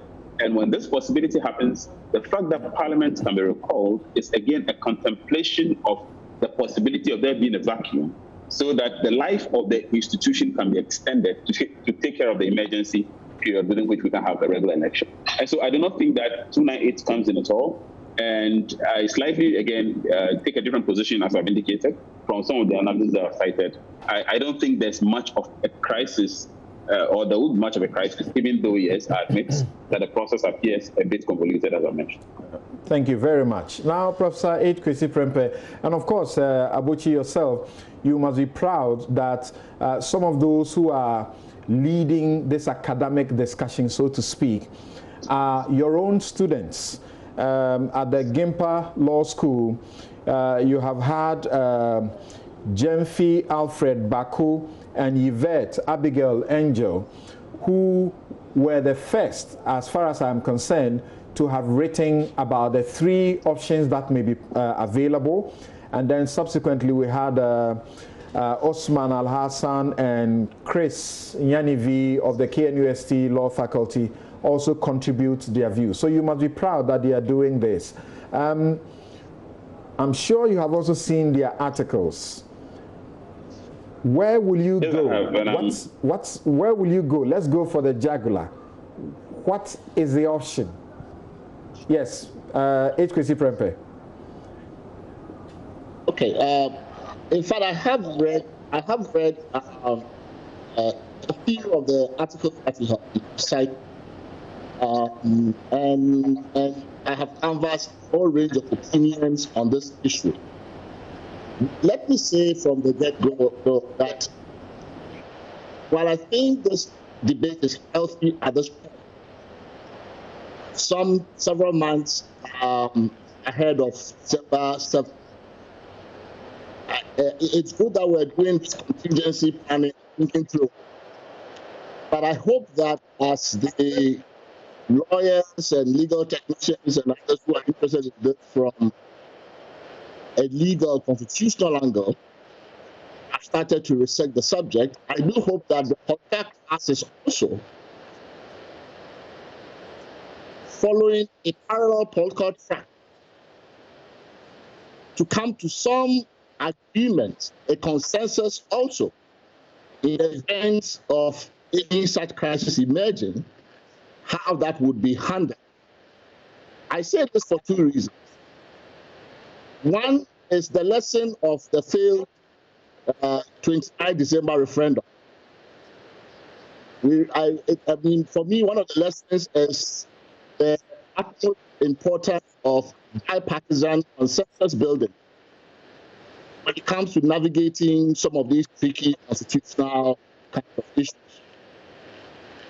The second reason I say that is that I think, any argument that would suggest that any one incumbent president acting alone or with the approval of a simple majority of parliament can extend or postpone elections, I think should be dismissed out. It just is not the way our constitution is structured. Even if you take a look at Article 31, for example, and we are not under an Article 1 framework yet, because the president has opted not to invoke the state of emergency provisions under Article 1 and Article 31. So we are under this restriction of imposition of restrictions starting. But even were we to move to a state of emergency, you would notice that in the contemplation of Article 31, a number of Chapter 5 rights can be suspended. I mean, there are a number of rights from Article 12 to 30 that the state emergency can modify.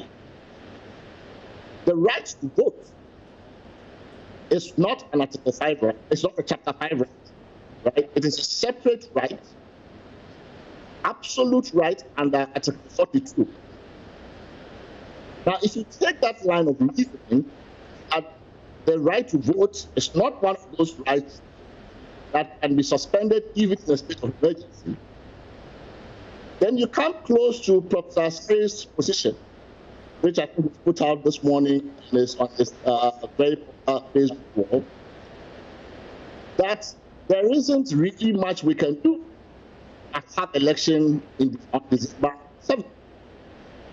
That the Constitution doesn't give us that kind of leeway, right? There is really great insight in that opinion. It's one of many, but I think that if you take it seriously, because to the extent that Article 42 is an absolute right that cannot be suspended or waived, even under a state of emergency, then we need to grapple with the real likelihood that elections will have to come up, right? And therefore avert a constitutional crisis. Now, in the other arguments I've read, and I've listened to Abochi, my very good friend Abochi, just now too, I think his arguments probably comes close to Chris Nineveh's argument, which I read and found quite, I think it's a fine argument, a very beautiful argument he makes as well, which would bring us somewhere to almost like the speaker stepping in as Abochi thinks that he just things the speaker and that kind of. I think that I haven't taken all opinion of this. I am persuaded more and more by argument by Chris in the events that elections don't happen. But I think that the position that elections must happen as a matter of constitutional development it's also a very strong, persuasive one. And I'm trying to think that we must take that position at the starting point of analysis, and therefore demand that alongside this interesting legal argument about what to do in the event that elections cannot be held, we should also get a political process going between main protagonists in our elections as to how this issue would be resolved. Because invariably, I think we need a supermajority to get out of this. No one party, whether in parliament or on the executive side, can solve this issue. So whether it becomes a constitutional question about extending this, Article 118, Article this, you still would need some bipartisan to do this. Otherwise, the constitution doesn't make any sense at all. If you could just do this by simple majority, then really it would seem to throw away a lot of interesting structural features of our constitution. So I don't want to jump in, I don't want to throw water on this interesting legal argument and constitutional argument, but I think it should be done with this other context. That no matter how you look at it, if you take Azar's position that absolutely we must have the elections, a part of me agrees with that. Or if you take the alternative arguments that they have to bring in the speaker, the chief justice, even that latter argument, I think, implicates certain element of bipartisanship. You have to get the political process and the parties together on that. Interesting. So it might be that's how I look at it. I just look at it not just as a purely legal question, as ultimately a political.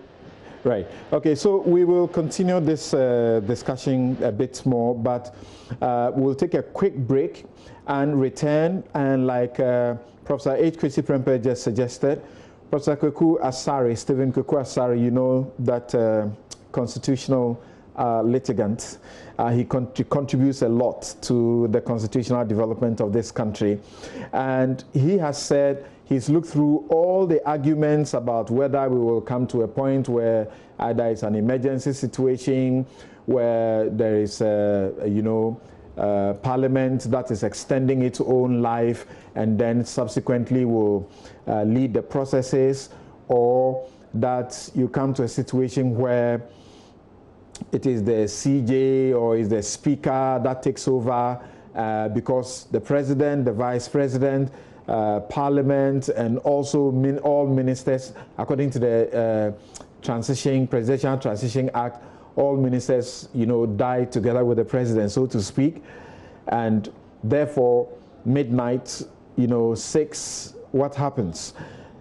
He says he has gone through all of these scenarios, and he says any concerns about the elections not coming on in the stipulated window should focus on what must be done to make them come on. There is no any other alternative. We'll return, get to hear Bright Simmons, and then continue this discussion for briefly, and then we go to look at the issue of the new bribery scandal. We'll be right back.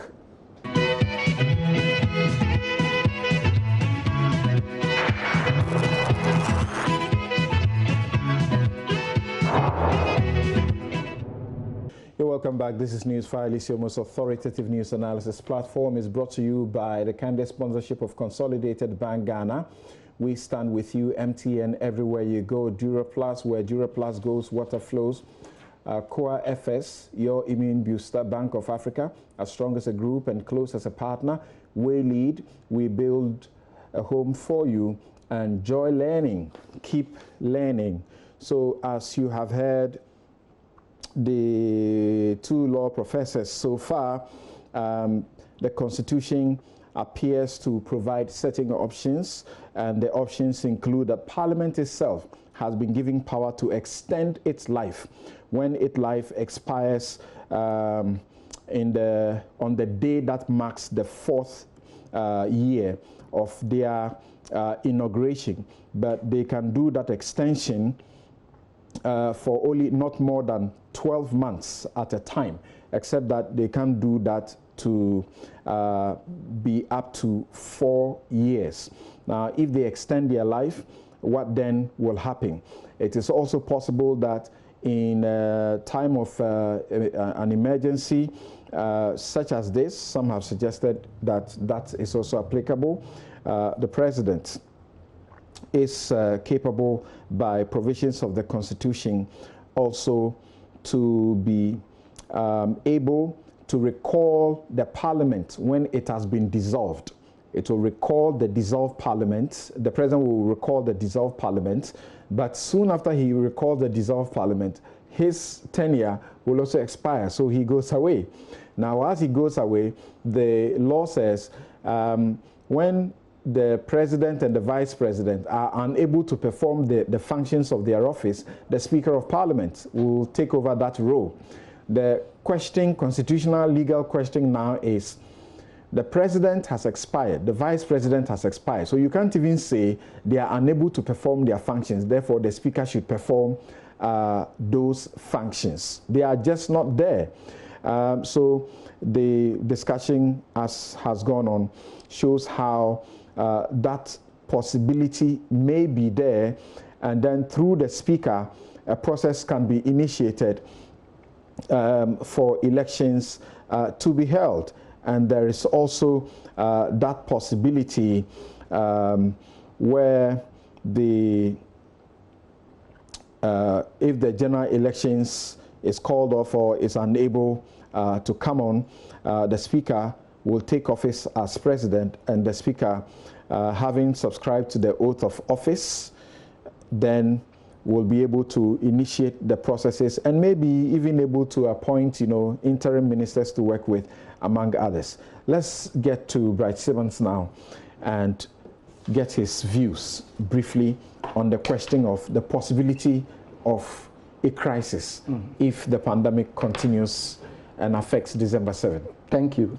Samson, first of all, I think we need to repeat so that there is no ambiguity that a limited registration exercise is not a mandatory exercise. Right. Two, even if we decide to do some limited registration exercise, the scale and the risk is much reduced. I think that point has to get through very clearly. Now, to come to your issue, the constitutional experts have done a great job giving us all the scenarios. So what I'm going to do as a policy person is to say, okay, how do you do risk scenario modeling? You start off first of all by determining what are the parameters and the bounds. So if you start now, you say, if in December the pandemic is still on, what do we do? The first question you need to ask yourself is, what do we mean by the pandemic is still on? Right? We have enough epidemiological history now of the disease in different countries and how it behaves. And we have some degree of assurance that the abatement situation is possible. What is abatement? Abatement occurs if in 2 consecutive weeks you get a decline in infection rates. In some interpretations of abatement, you must get 0 infection, recording of 0 cases of infection. We know there are countries that have done it, like Taiwan, 395 cases, less than 400 to date.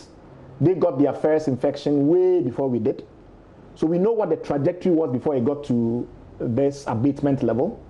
We can start to look at some of these models to see how has it happening elsewhere. So in places like Denmark, etc., where we are seeing abatement, what was the curve?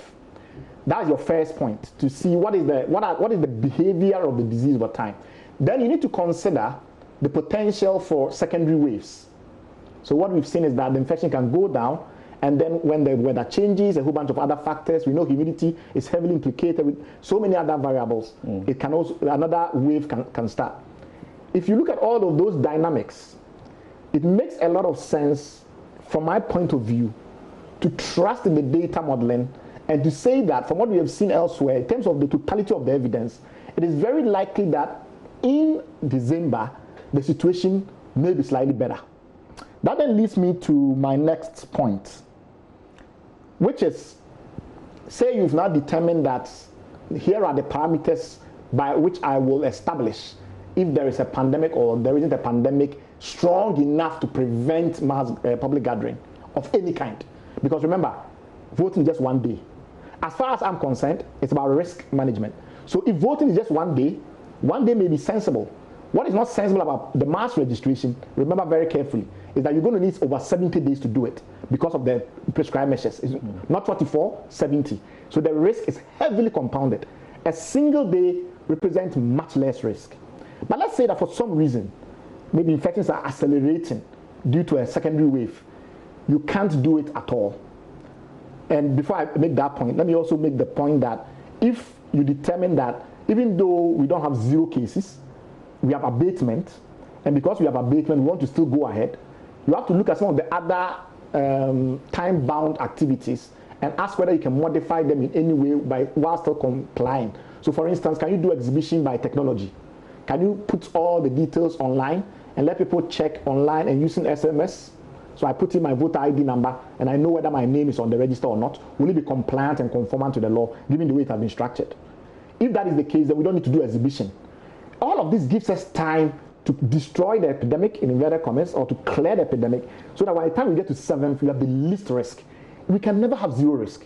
So anybody who is planning on the basis of 0 risk is not a proper risk analyst. Okay. Then we get to the point where we say, okay, we've determined all of these matters. What are the factors that even if there's abatement, even if there's no abatement, we can still go ahead and do the registration? Therapeutics, medicines. Do the election. Yes, we can still go ahead and do the election. Medicines. There is now a global solidarity trial going on by the WHO, where there are 4 candidate medicines or therapeutics showing strong signs that they may be effective.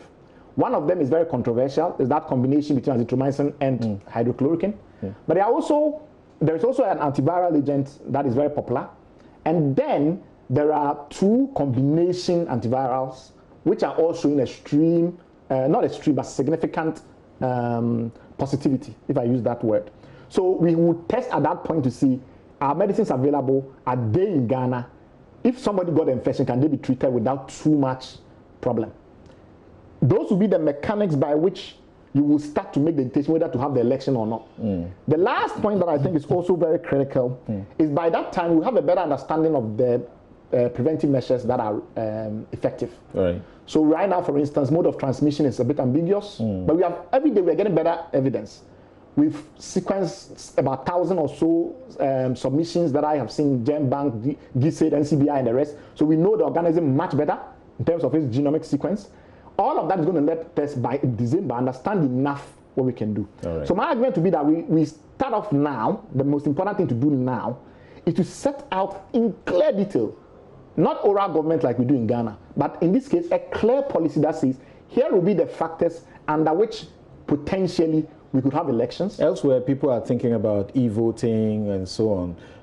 That should not be something we should contemplate, right? No, e-exhibition, but not e-voting. Okay. Not e-voting because we don't have any pilot data that gives us an idea of risks and how to mitigate those risks. E-exhibition, much more better. Much more effective. If we can use technology to check whether my name is on the register or not, so long as it's conformant, and that is something that the lawyers will have to look at, then we minimize the risk. Key points, what am I saying? 1, there can never be 0 risk. It's about a rational, thoughtful management of the risk. 3, we need way in advance, careful layout of the milestones that will enable us to do this and not to do this, do that and not to do that. And that will mean, therefore, that if those factors are met, everybody will know there's not ad hoc or haphazard decision making. If we have a therapy at that point, that therapy has been registered in Ghana, is available, etc. Most of these medicines that are front-line candidates, leading candidates, they are already approved, so we know their safety profile, and they are being repurposed. So it's a matter of efficacy. As you mentioned, the exhibition, it just reminded me of this. In paragraph 412 of the EC's budget that it took to Parliament, it made something very, instructive, a point. It said that the lower Menya Crop or district level elections were conducted and the biometric voters register expanded to include persons who qualified to be registered in accordance with the law. Exhibition of the voters register to make it more credible and accurate for the conduct of referendum was carried out. So maybe here too we should be thinking, how can we exhibit like Bright is suggesting? Now, to Prof Kwesi Prempeh is on phone now with us, and Kofi Aboche is still on Zoom with us. Now, Professor Kweku Asare summarizes his article that seeks to depart from all those that have been done that we have mentioned, particularly by Alfred Bako and Yvette Abigail. He says general elections have to come on between September 7 to December 7. The EC has a constitutional mandate to do so. No grounds, national emergency or otherwise, are stated in the Constitution that will dispense with the requirement. If elections do not happen, the Constitution does not tell us what to do. That's what he's saying. So all the three scenarios that have been suggested, he departs from them and says the Constitution doesn't tell us what to do. Then he says we have a constitutional crisis and a solution does not lie within the Constitution itself. In other words, general elections have to be held every 4 years within the stipulated window. Not doing so is ultra varies the Constitution, and the Constitution has not provided any way to form a government if its clear command to hold elections are not followed. Any concerns about the elections not coming on in the stipulated window should focus on what must be done to make them come on. Question to Professor H. Kwesi Prempeh now is, you have aggregated the views also, and you seem to think that Kweku Asare's point is a best solution. Yet we must have the ability to conduct the elections when the virus allows us to do so. If the virus does not allow us, the consensus that you talk about by the majority and minority, how can it be gotten to have to postpone the elections or have a measure that allows for continuity and elections later? So I think I did say that I am inclined to give substantial credit to Professor Kweku Asare's argument, in that when you look at the Constitution is a document for both normal times and abnormal times. And the extreme of abnormality is what the Constitution calls the state of emergency. All other periods, even the current period we're in, is a little modification of the normal time, but it is not an extreme emergency because we have not invoked Article 31. The extreme emergency is Article 31. Once we get to Article 31, if we ever get there, the Constitution allows many of our liberties to be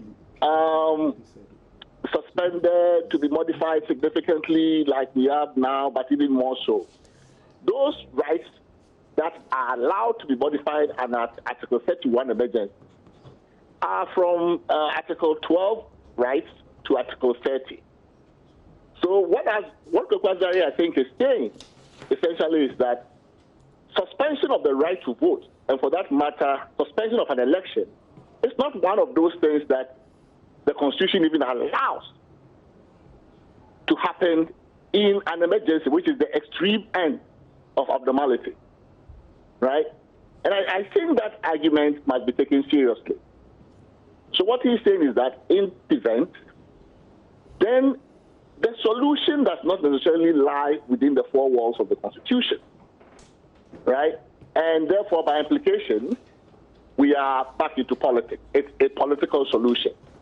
A political solution meaning that we must probably then step out. If it becomes absolutely, practically impracticable to have an election because nobody wants to step out. Even if the lockdown was waived, nobody from a public health perspective wants to step out to have an election if it's not possible to practically get people to go and vote. Then what do we do? And that's why I think, his argument needs to be taken seriously, because we have time now. We have time now to think through alternatives. I have heard the Constitution also says if we come to the conclusion that Professor Kwakwasare makes, then Parliament itself can make a law to provide for the option. That's Article 298, correct? If the reading of that article is that a simple majority of Parliament can pass an act essentially saying, disregard everything we've said about the term limits of the presidency, disregard everything we've said about the presidency having 4 terms, disregard everything about this, and say, even though this is entrenched, even though that's not entrenched, we can, by a simple majority, just decide. Basically, in other words, just one party under the current circumstances can just decide that, oh, this is not provided for in the Constitution. That I don't think is what the Constitution actually means by Article 298. Yeah, but the difficulty then also will be that because that is an under Article 25 provision, there will be the need for a referendum. Precisely. So if you read, and I think I'm persuaded by Chris's argument, that 298 must be read within the context of that larger chapter, which is dealing with amendment, and that you cannot just take 298 to mean each time you comb the Constitution and you don't find a specific, the Constitution is not a code. So it doesn't make specific provision for every eventuality. It speaks in broad terms and structurally. So you cannot say that, oh, the Constitution didn't tell us about a pandemic or an epidemic and how to solve it if it clashes with an election. And therefore, there is a gap. And therefore, Parliament can pass an act of Parliament. No, that's not what it's saying. It says, if you find that there are other things that the Constitution hasn't provided for constitutionally, right, and you want to add on to the Constitution, you can do that. Otherwise, Parliament doesn't need 298 normally. Everything Parliament does is within its powers under the chapter on the legislature. Every act that Parliament enacts is under its own chapter under the legislature. It doesn't need 298 to do any of the things it's doing regularly, OSD, all of those things. Those are not 298 things. Okay. 298 things are very specific things. And so Chris's argument, I think, is the more persuasive one, which is that 298 must be reserved for those additions to the Constitution that the Parliament is entitled to make subject to the procedures in the amendment procedure. So I think that we should begin to seriously reflect on Azar's argument. Because I don't want us to, the reason I'm saying that I don't want us to get boxed into this to overly lawyerize the argument, which then throws us into a situation where December 7th approaches and it becomes a judicial matter. That we now go to the court to solve this. We must begin to make certain preparations along the lines of the things that Bright has suggested, how an election can be held within certain elements of risk and management and all of that. Or, if it is absolutely impossible, what is the extra constitutional political solution to the problem? That's what we need to start thinking about. Do we step outside the Constitution and do something because it is not humanly possible to have an election? Let me So, Mr. Bochi, let me hear you just say in a minute to finish up on this completely. We are sorry, we clearly are out of time. We have a major second subject, but that subject will deal with that subject exhaustively. We're run out of time today, so we'll see what we can do, but we'll deal with that subject exhaustively next week. And it's about the latest scandal which has led to the TOR boss resigning. So, Mr. Bochi, Parliament cannot extend its own life because it could only do that if we had an emergency of a war. We are not in a war. The prescriptions that I've been giving, you say you are tilted towards a situation where the Speaker of Parliament, or is it the CJ rather, that may... So can you clarify that for us in 1 minute? Okay, well, it's difficult to clarify that in 1 minute, but we stand where we stand at the moment. We are not in an emergency. Should we get into an emergency, the prescriptions that are actually itemized will kick in. But it's important for us to also remember that the right, nobody's saying the right to vote can be touched. The right to vote is inviolable. It cannot be touched. Right. However, the right to vote must be distinguished from the mechanism for exercising the right to vote. The mechanism for exercising the right to vote can be frustrated, not if we get to the Spanish level, hopefully we don't. Or if, for example, there was a war. It is conceivable that indeed the right to vote cannot be exercised on the basis of the fact that the mechanism for rolling that out has simply been rendered impracticable. And the reason for that is because we have a state of emergency in place. But because we don't have time, I'm sure there'll be some other time for proper clarity on that. Right. Okay. Thank you very much. Thank you very much. We have run out of time. We have just run out of time. We really had to do the second subject, which is the $4.5 million bribery scandal, which has forced the tour boss to exit. He has put in his resignation, and we are asking the question: is that the end of the story? This happened in the Dumso regime. In the coronavirus regime, what is going on? How can we prevent some of these things? So we have a date with Bright Simmons agreeing with us,